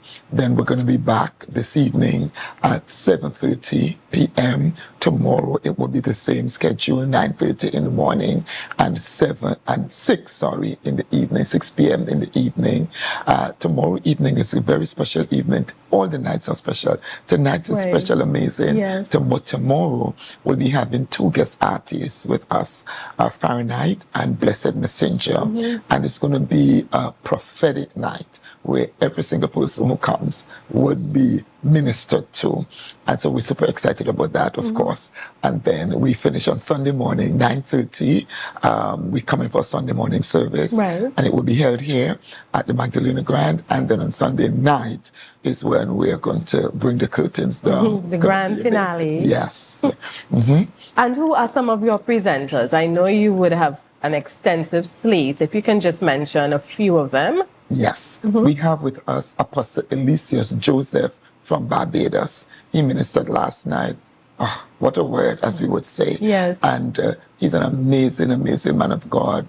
And I've known him for almost 20 years. Right. And he's been consistent, a man of integrity, a man of the word, a servant of God, a humble man. And so he's one. And then we have with us Apostle Jody Andrews from Dominica. She's going to be ministering today and tonight. So she's a sweet, gentle giant. Yes. You're very unassuming. Right. But, oh my goodness. Powerful. So, yeah, so we're looking forward to having her. Then we have Apostle Vivian Duncan, Apostle Gillian Selkridge, and a slate of other powerful men and women of God. So, yes. Right. And Apostle Alman, what would have inspired you and your husband, Pastor Alman, to host this conference? Well, this is a conference that we do in Tobago every 2 years. Okay. So we started this conference since probably in 2010. Okay. Yes, we started having impact conferences every 2 years. So, and this is all the direction of the Lord. When the Lord speaks, we just obey. So this is how impact came about. And so we're still doing what the Lord has called us to do. And a viewer may be just hearing about this and they want to be a part of it. Is there still time to register, and how do you go about doing that? There is still time to register, but at this point you can just simply come on down to the Magdalena and we would register you in here. person. Yes. Okay. So you don't have to worry about going online or making phone calls. If you want to, you can. We'll give you the numbers. Yes. Yeah, you can call to register 631-5209, 631-5209, or 684-6049, 684-6049. So if you call in, we know you're coming, we can prepare for you, but you can show up. And we have no issues. We're going to still be ready for you. Yes. And what do you hope your attendees really get out of this? Oh my goodness. Healing. Last night was a night of healing from trauma, from pain, from rejection, right? And the speaker shared with us last night that a lot of the problems, 95% of the problems that we see or we experience those problems because we are not healed. Right. Yes? And so people can expect healing, they can expect direction, they can expect to receive answers. That's one of the things we received last night as well.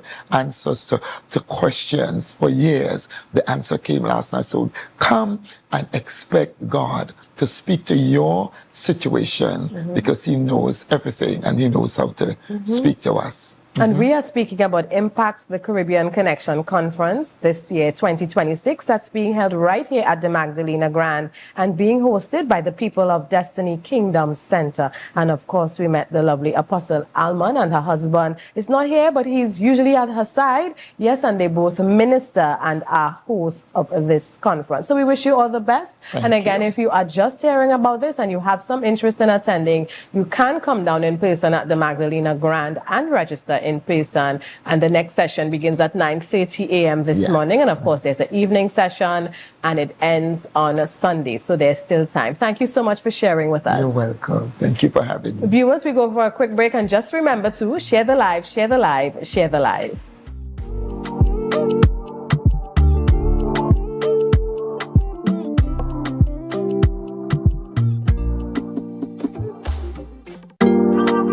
Out of my dreams to my real life. This girl, I wanna know you feel like, yeah. Come closer to me, let the stars align, yeah. In the middle of the night, you bring the sunshine. Miss Lady, she have a pot on the fire, burn a flame when she cooking. From the reef to the road. From the reef to the road. From the reef to the road. Tobago calling. Sweet vibes, sweet wine, everybody falling. We bring the culture straight to you. Tobago updates, we keeping it true. Oh gosh. Tobago updates. On the screen, here we go. You're home for October, carnival show. From the big stage shine to the rabbit hole line. We bring Tobago to the world in real time. Tobago updates. Tobago updates. Carnival 2026. We said the pace, pace, pace, pace. Wave your flag. Anywhere you're there. Anywhere. Island love, trimming all around you. Yeah. Big king love, gone for the rhythm start. Tobago updates, Caribbean art, Caribbean art, art, art, art. She said, All we is one family. Tobago family and friends. A healing concert honoring cultural icon Oscar B will be held on Sunday, 28th June, Shaw Park Cultural Complex. Doors open from 4 p.m., showtime 5 p.m. Featuring gospel performances, conscious renditions, and Tobago's finest artists. Honoring a cultural icon. Tobago Zone, Tobago's pride, Tobago's legend. Sunday 28th, Shaw Park Complex. Doors open from 4 p.m., showtime 5 p.m. Give from the heart, or make your donations at the door. You can call 917-807-2119 or 7416143 or 759-6634. Presented by friends and family of Oscar B Committee in collaboration with Tobago-based partners. All proceeds will go towards Oscar B medical expenses and recovery. Don't miss it. Always one family. The healing concept for Oscar B, Sunday 28th June, Shaw Park Cultural Complex. Doors open from 4 p.m. Showtime 5 p.m. Sofa Factory is here in Tobago. Conveniently located Montessori Drive, Glen Road, Scarborough. Up to 20% off on select sofas for customization. Deals on some sofas from as low as $4,000 until stocks last. 10% off on all wardrobes. Half off on shower heads with the purchase of a vanity set. Come in and experience the new way to shop for furniture and see the quality in person.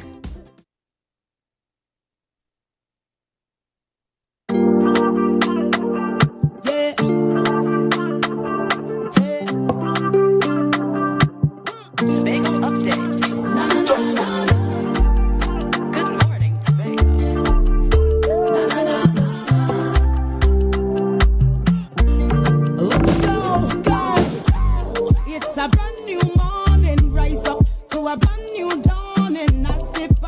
start to rise. The energy fill the skies. I say thanks a favor to wake up and hear my neighbor. 60,000 people strong. Back viewers, thank you for staying with us. You are viewing GMT Good Morning Tobago. It is Friday the 26th of June. Yes, another month has just gone. Can you imagine? We continue to chat with influential women this morning. It seems that my entire guest lineup this morning is an all-female slate, and I have no problem with that. Joining me outside this morning of studio at the Magdalena Grand is Mrs. Shamfa Kujo-Lewis, who is the Tobago P&M Council political leader. Good morning, Shamfa. Good morning, Natalie. Good morning, Tobago. Thanks for having me. And of course, we're looking at the budget. That's the hot topic, you know, whether you're on the corner, on the block, in home, and we have to be no different. This morning, we look at what was presented. And for our viewers who are following, we heard the 2027 budget presentation shared with us on Monday, the 22nd of June by Councillor Petalan Roberts. And she is the Secretary of Finance, Trade and the Economy. And the end result of that presentation, we heard a budget of just over $4 billion. I think it's 4.12 billion to be exact. And that is made up of two main areas, 3.03 billion for recurring expenditure and 1.09 billion for development programs. And it was presented under the theme, Results-Based Governance, a Pathway to Prosperity. And that's where I want to start with you this morning. That theme, a pathway to prosperity. From where you sit, in your opinion, what does prosperity look like for the average Tobagonian? I think prosperity looks like the ability to have food on your table, feed your family, send your children to school and to university, for the business people to get the necessary support that they need so they can run their businesses and contribute to the Tobago economy. Prosperity, to me, is reflected in our day-to-day living conditions. What you've seen in the budget is a host of announcements and commitments, grand ideas and lofty committees and plans.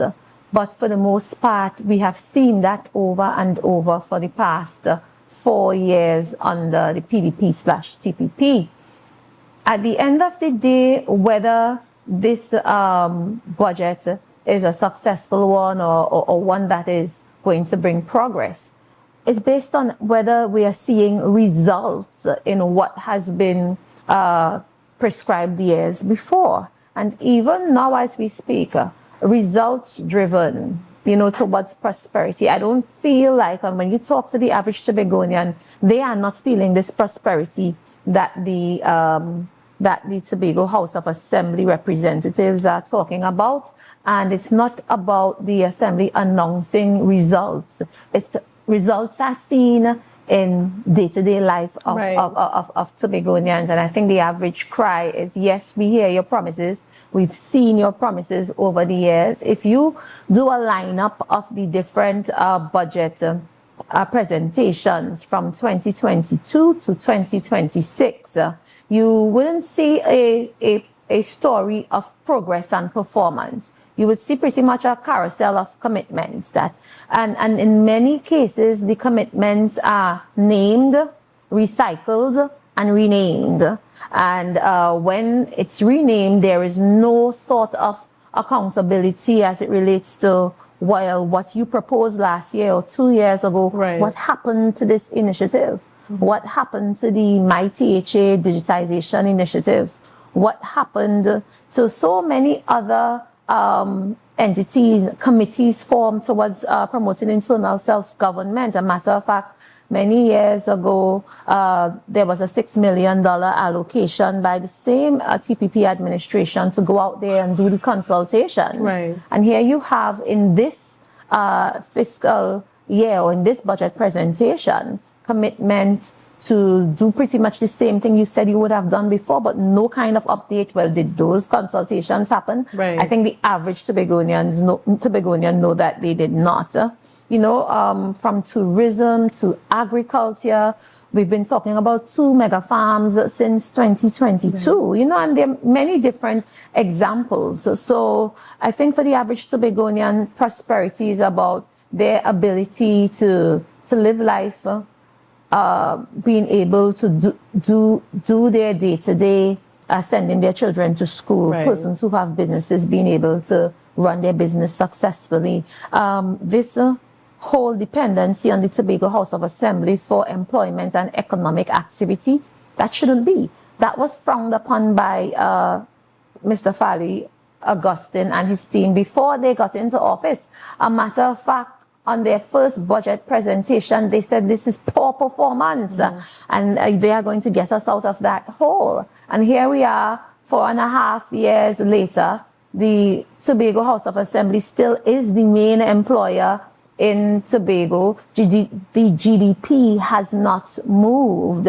I think that this Tobago House of Assembly came into power on the backs of persons like farmers and the fisher folk, and making a commitment to improve food sovereignty and security. And here we are 4.5 years later, and the agriculture contribution to the GDP is still 1%.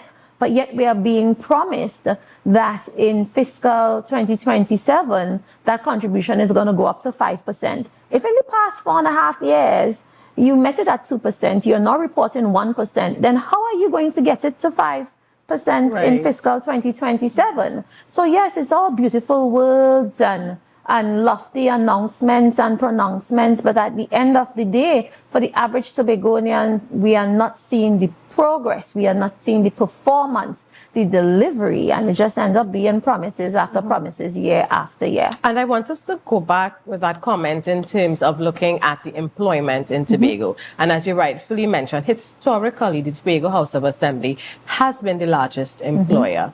And political parties in the past, present, you name it, will always mention it because we know it's not the best scenario. However, that is what we have here. But how can you really fix that? When you look at the private sector in Tobago, it's not large multi-corporations. It's more family businesses who may be struggling to survive. Some of them are successful. They have held on to the hard times and found a way to survive. But how do you really translate that employment shift from so many persons in Tobago being employed by the Tobago House of Assembly and getting them into private sector? Can private sector have the capacity to hire more? How can we make that transition? I think it first starts with support to private sector. The focus should be on supporting private sector. Many Tobagonians are very talented, resourceful people. They have their private little businesses reaching out to the assembly for technical support. And you would have seen in the budget presentation of 2022, 23, 2024, all these talks about having the Tobago Development Bank to offer support to small businesses, creating committees to offer support, creating links in the diaspora to support local Tobagonians businesses. And it's a lot of pretty talk. But then there is no delivery as it relates to that. So it's first start with delivering on those commitments. You've heard the farmers, for instance, crying out.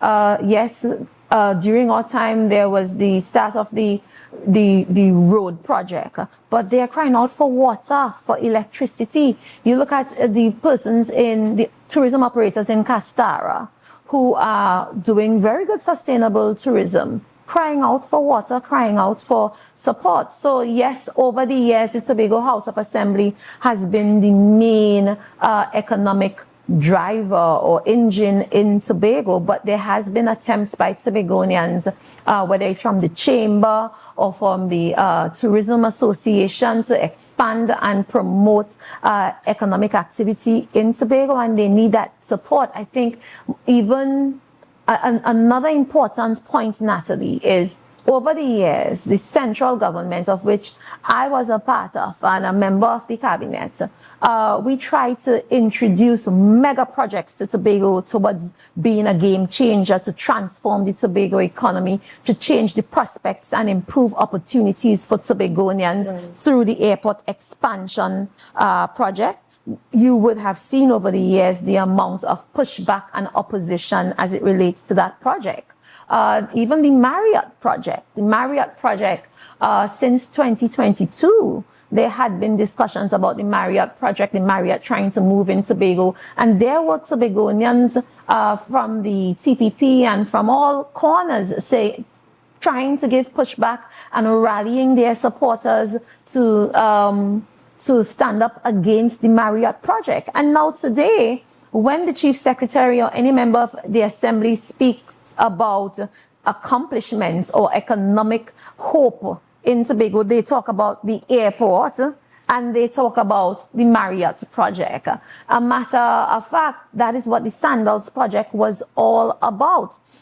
Towards providing jobs, employment, economic activity for Tobagonians, and pushing away or opposing or should I say, running Sandals. It wasn't simply about, okay, we don't want them people here. We have pushed away, or we have pushed out, or we ran serious destination marketing opportunity for Tobago. And airlift, we are paying a dime and a dozen for Condor to be here. Right now, we could only boast about the Condor flight, the British flight. But the amount of airlift that would have come with an investment in a Sandals, that kind of tide raises the tide for all boats, whether you're into tourism business or not, whether you're a small operator or a big operator, you're catering, you're doing laundromat business, you're a taxi driver, whatever it is. So at the end of the day, during that time, it was politically expedient for the TPP to do that. But here we are today with a chief secretary saying to his people that all of you who have offered 10 on, 10 off too after running Sandals and running the major projects, you offered and promised the people 10 on, 10 off. They've now gotten accustomed to 10 on, 10 off and made an announcement saying pretty much, well, we are going to run this thing up to August so that you can send the children to school. And then what after? Right. What after August? Mm-hmm. You know, and the Tobagonians in the final analysis want meaningful employment. You want a certain level of certainty and security as it relates to employment and running your business and so on. And unfortunately, our Tobago House of Assembly over the past 4.5 years have not provided that. They have mama guide us. They have given us promises and made commitments to people, to businesses and so on. But the true reality on the ground, it's a starkly different story as it relates to prosperity. So I listened to the finance secretary, all the glowing statements and plans renamed, recycled, no type of accountability. Yes, it's all nice, fancy talk, and it makes people feel hopeful, but the average Tobagonian, they know that that prosperity of which he speaks, that growth and that progress, is not happening. It is very, very, very clear in the numbers. You're looking at GDP 2022, 2023 to today, same thing. The Tobago House of Assembly still employing 50 to 60% of the working population. Same thing. The agriculture that you came telling the people about, and you're going to make sure that Tobago is secure as it relates to food. We are still importing over 80% of our foodstuff from Trinidad. What happens if the boat doesn't come? And I saw that the Tobago House of Assembly is talking about green key certification for Tobago hoteliers and so on. But for green key certification, you have to be providing a certain amount of local produce and so on. That helps. You have training in customer service and being environmentally aware and so on for the workers. There's a host of different things that go into green key certification. Beyond that, a couple of years ago, the Tobago House of Assembly was talking about a Bureau of Standards for the tourism sector.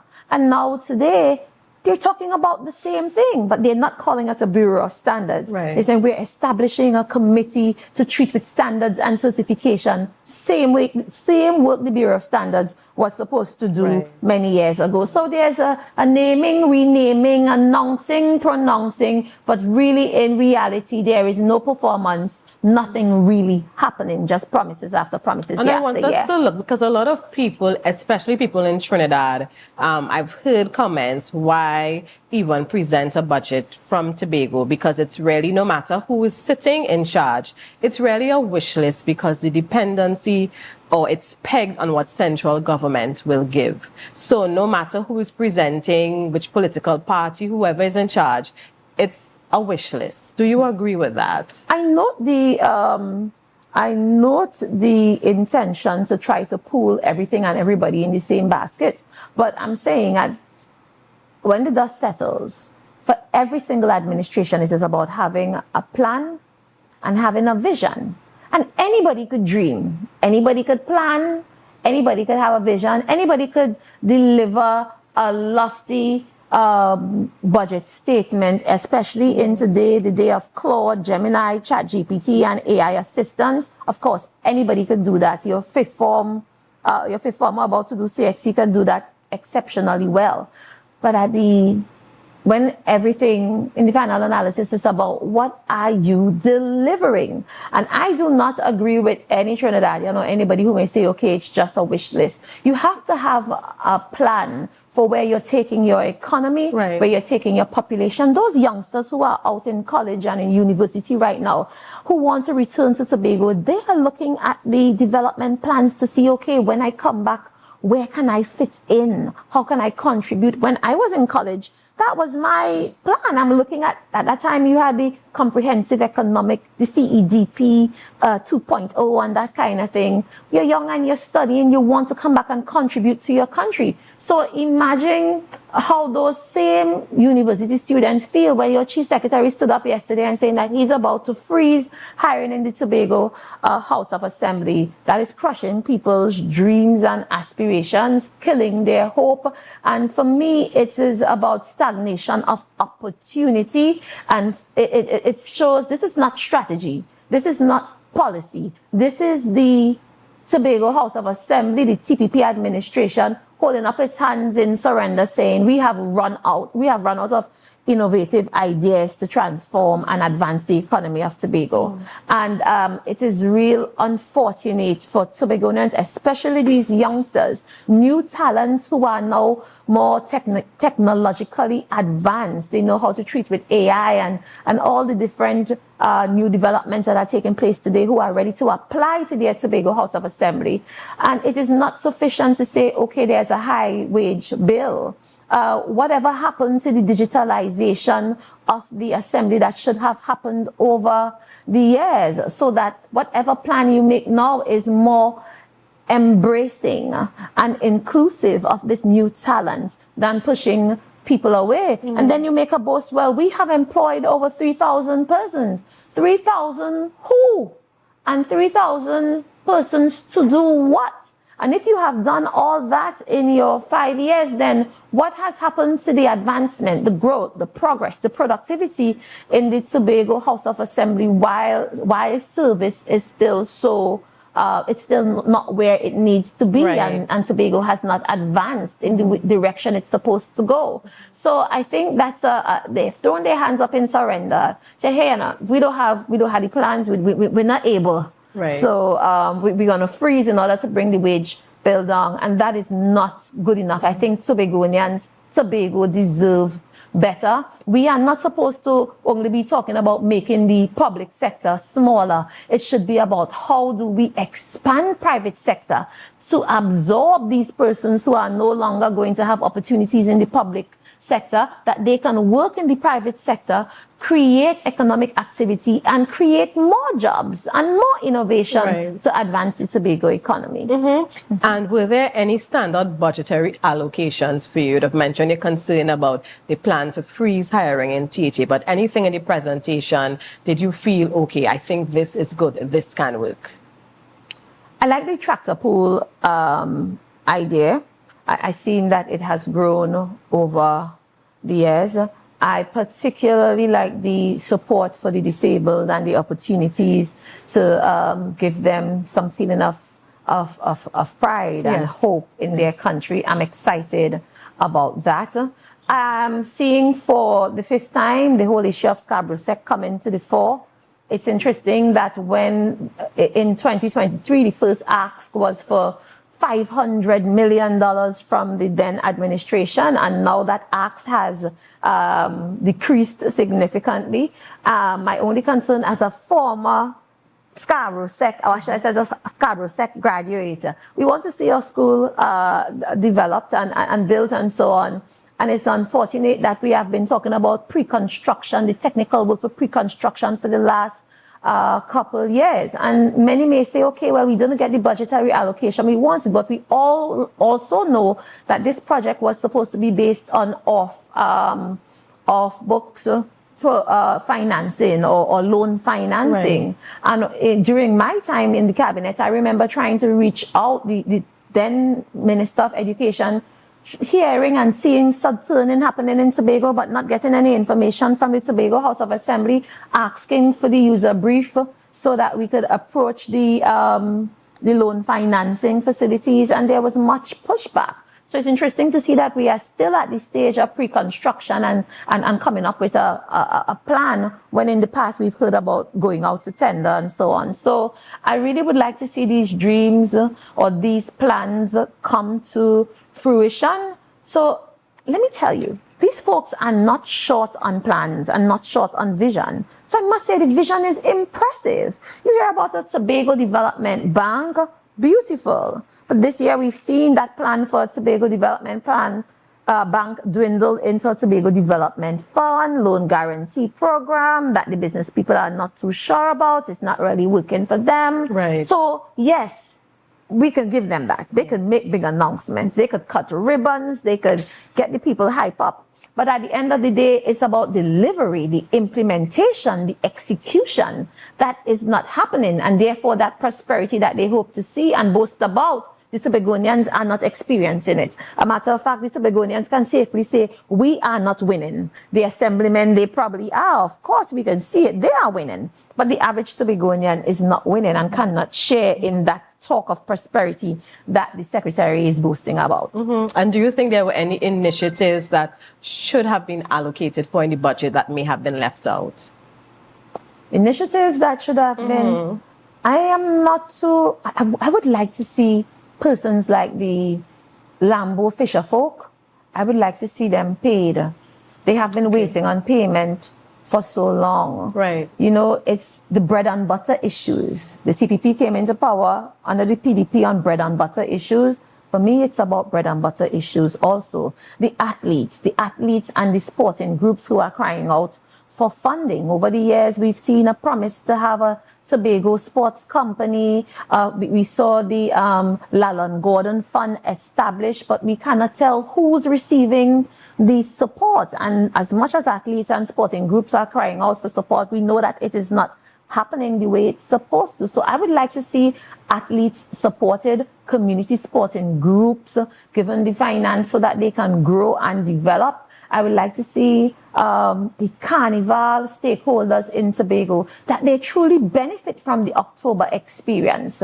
For the October experience, you have persons saying that they still have not been paid for last year, October, have not been paid for this year, February, and this year, October is coming up. But the Trinidadians who came over and they were influencers and they shared in the October Carnival last year, they have already been paid. And no, I'm not anti-Trinidadian, but I'm pro-Tobagonians. I think that this Carnival should be about not only filling rooms, putting heads in beds and serving the restaurants and so on. It's supposed to build the art form, build those who are developing mass and in the mass industry. Tobagonians. So it shouldn't be a Trinidad Carnival benefiting Trinidadians taking place in Tobago. It's supposed to benefit everybody, and the Tobagonians are supposed to walk away smiling also. And of course, without a formal PNM opposition sitting in the Tobago House of Assembly, how do you see the PNM's role in ensuring that some of the mega projects mentioned in the development plans, like the Scarborough redevelopment plan, are managed well, ensuring transparency and being on target?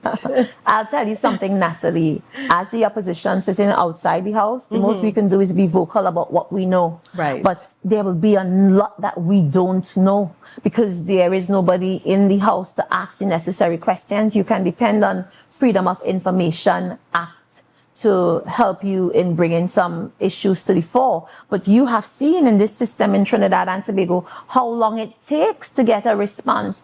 Mr. Kelvin Morris, in his capacity of minority leader, would have raised several issues over the years, from the ambulance situation all the way to that one that was just shared in the newspaper relating to the hotel and so on. And you get the results 2-3 years after.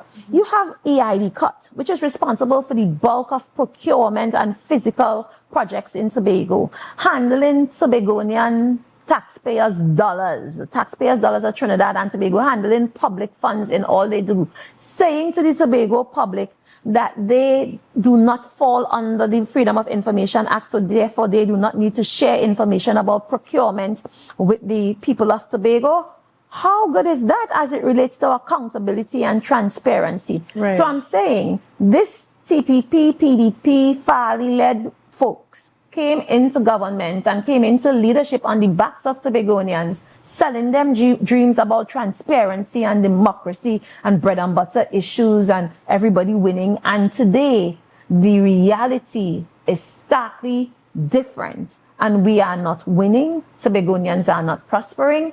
And this is about all Tobagonians. There are some persons who may sit in their corners and say, well, it's TPP time now and all the PNM people had to suffer. That is the policy that is being implemented. It's not a written policy, but as you go from division to division, it's a clear, they're saying to you, without saying the words to you, nothing for you in this season. All you suffer, all you eat grass, as they say.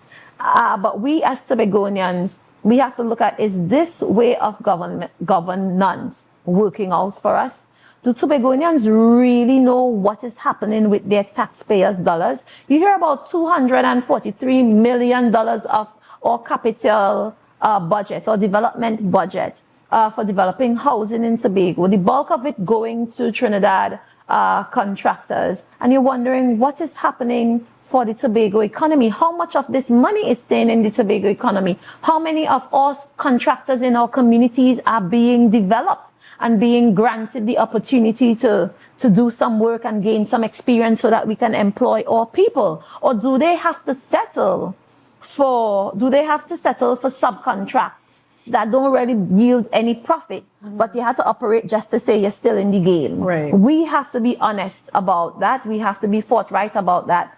The sad thing is that Tobagonians are afraid that since there is the heavy hand of the TPP government operating from division to division, people are afraid of losing their jobs. So it's very hard to get information. And people who have been promised, business persons who have been promised year after year, that are still holding on to these promises that don't seem to materialize. They don't want to ruffle anybody's feathers because they are still holding on in hope because there's nobody else to turn to. And we as Tobagonians, we have to figure out, is this the democracy, the transparency, the growth, the progress, the development that we had voted for? And Tobagonians need to stand up, speak out, and push back. And I really want to thank you for sharing as we reviewed the budget. And of course, we can go on and on. There's so much more to tell, so much more to share. But our time is up at this moment. And we do have one more interview for our viewers this morning. So we wish you a beautiful day and a safe weekend. Thank you, thank you Natalie. for joining us. Tobago. Thank you. Viewers, we go for a very short break. And when we return, our last guest for this morning. And of course, I know you'll also want to hear what she has to say this morning. So share the live, share the live, share the live.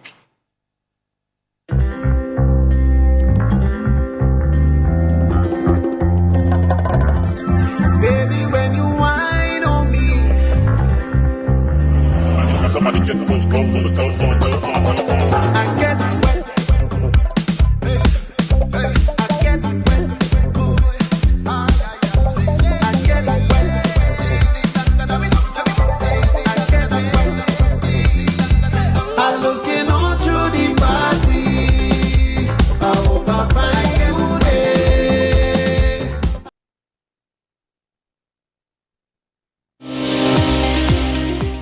My name is Carpage. I'm the head coach of St. Jago High School boys track and field team. My name is Joseph Small. I am the head coach of the girls female program. Preparing an athlete is not just running on the track. You have the mental aspect, you have the nutrition aspect, and you have the support and the motivation. So there's a lot of factors that we have to look into, and we have to try to see how best we can deal with them as best as possible. Be viewing Caribbean Medical TV on this station.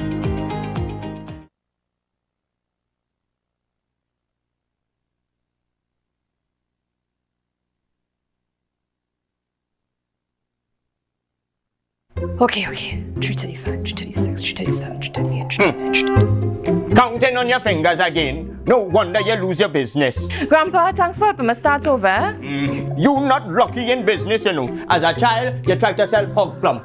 That failed. As a teenager, you and your boyfriend tried to break into the jewelry business. But hey, where that boy end up? He live in Aruka in the Grove. The golden one. Oh, child, if you want to get into business, you have to have your financial records intact. But hey, do you know your numbers? Of course, 624 333. No, child, your numbers, your ratios, your equity ratios. You have a financial handicap. What? You need to see somebody about that. Anderson. Who? Anderson in Trinidad and Tobago, they offer tax and accounting services. They know about financial management. Grandpa, I started this business with nothing. And nothing is what you will end up with unless you call Anderson Services. Here. Okay, this card is nice. Yeah. What's this? Your rental fee. Have business will pay rent. Hot and groovy in the soca party.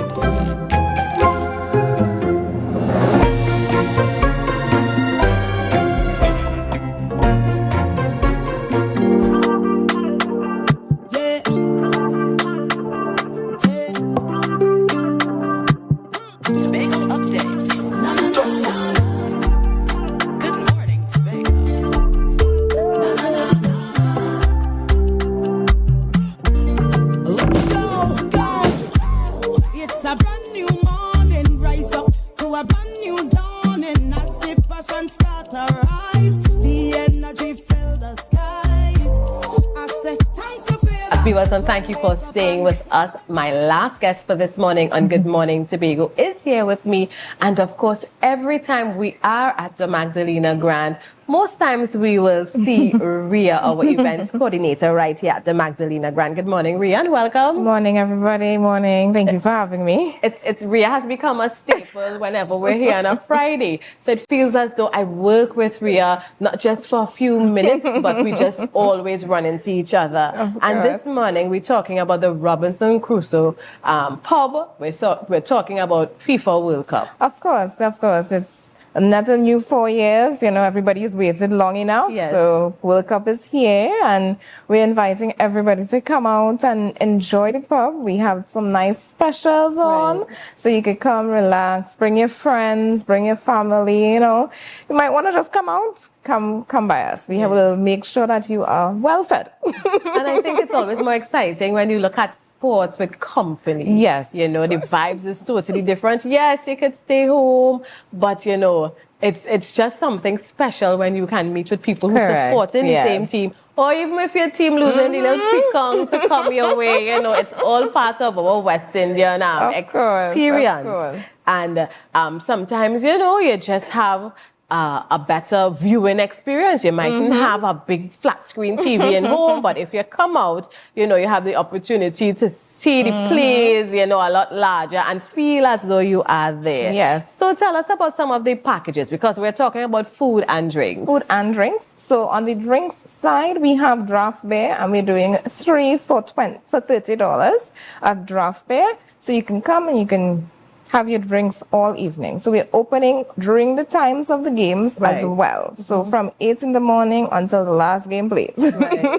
And then of course, if you're bringing your friends out and you want to have some food and you want to have some drinks, we have some Crusoe Cave packages, and each package comes with some food and some drinks as well. So you have wings platter, you have saltfish akra, we have pizza, we have jira pork. So they can come, you decide which package. You have bronze, silver, and goal, and you can decide what your group will like. It's for a group of persons. You know, you just get a nice sharing and everybody will have a good time. And of course, I know, you know, when we think about football and the World Cup, sometimes we think of the guys, but we have some ladies who you can't interfere with their World Cup experience. Of course. Work is going on and you pass by the desk and somebody has the link and it's on the phone and they're not sure what's going on in the meeting. Of course. But they're following the scores and they play live. You know, it's really an exciting time and it's something that doesn't happen every year. Yes. You know, it's every 4 years. And of course, some players change as they age out of the game.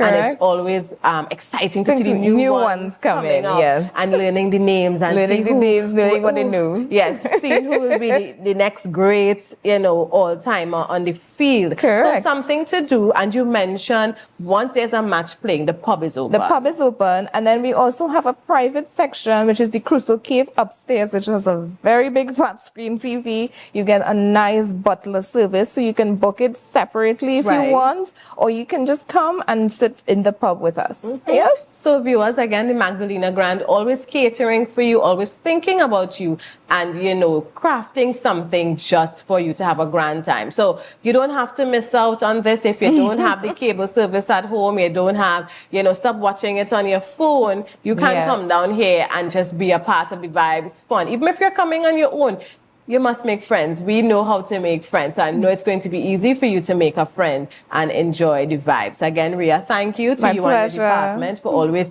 doing something for the people of Tobago so they can have an experience. Viewers, this is it. Our time is up. This is the end of GMT for today. And as I always remind us, yes, the weekend has begun and I'm encouraging all of us to be our brother's keeper. We know we have some little ones on the island. We know that a lot of teenagers came in for a particular event that is hosted every year. The parents, if your young ones are going out to this, be very mindful. It's usually advertised as an event for teens and those who did their exams, they come to cool out. But you also have some adults who may be trying to mix in with them. So be that smart parent and ensure that your teenager is very safe this weekend. All right? And don't just take the stories for granted and as truth, but do your groundwork as mommy and daddy. And enjoy Tobago. Tobago is beautiful. We're glad you're here. Respect the island. Keep it clean. And let's all be safe. Thank you for staying with us.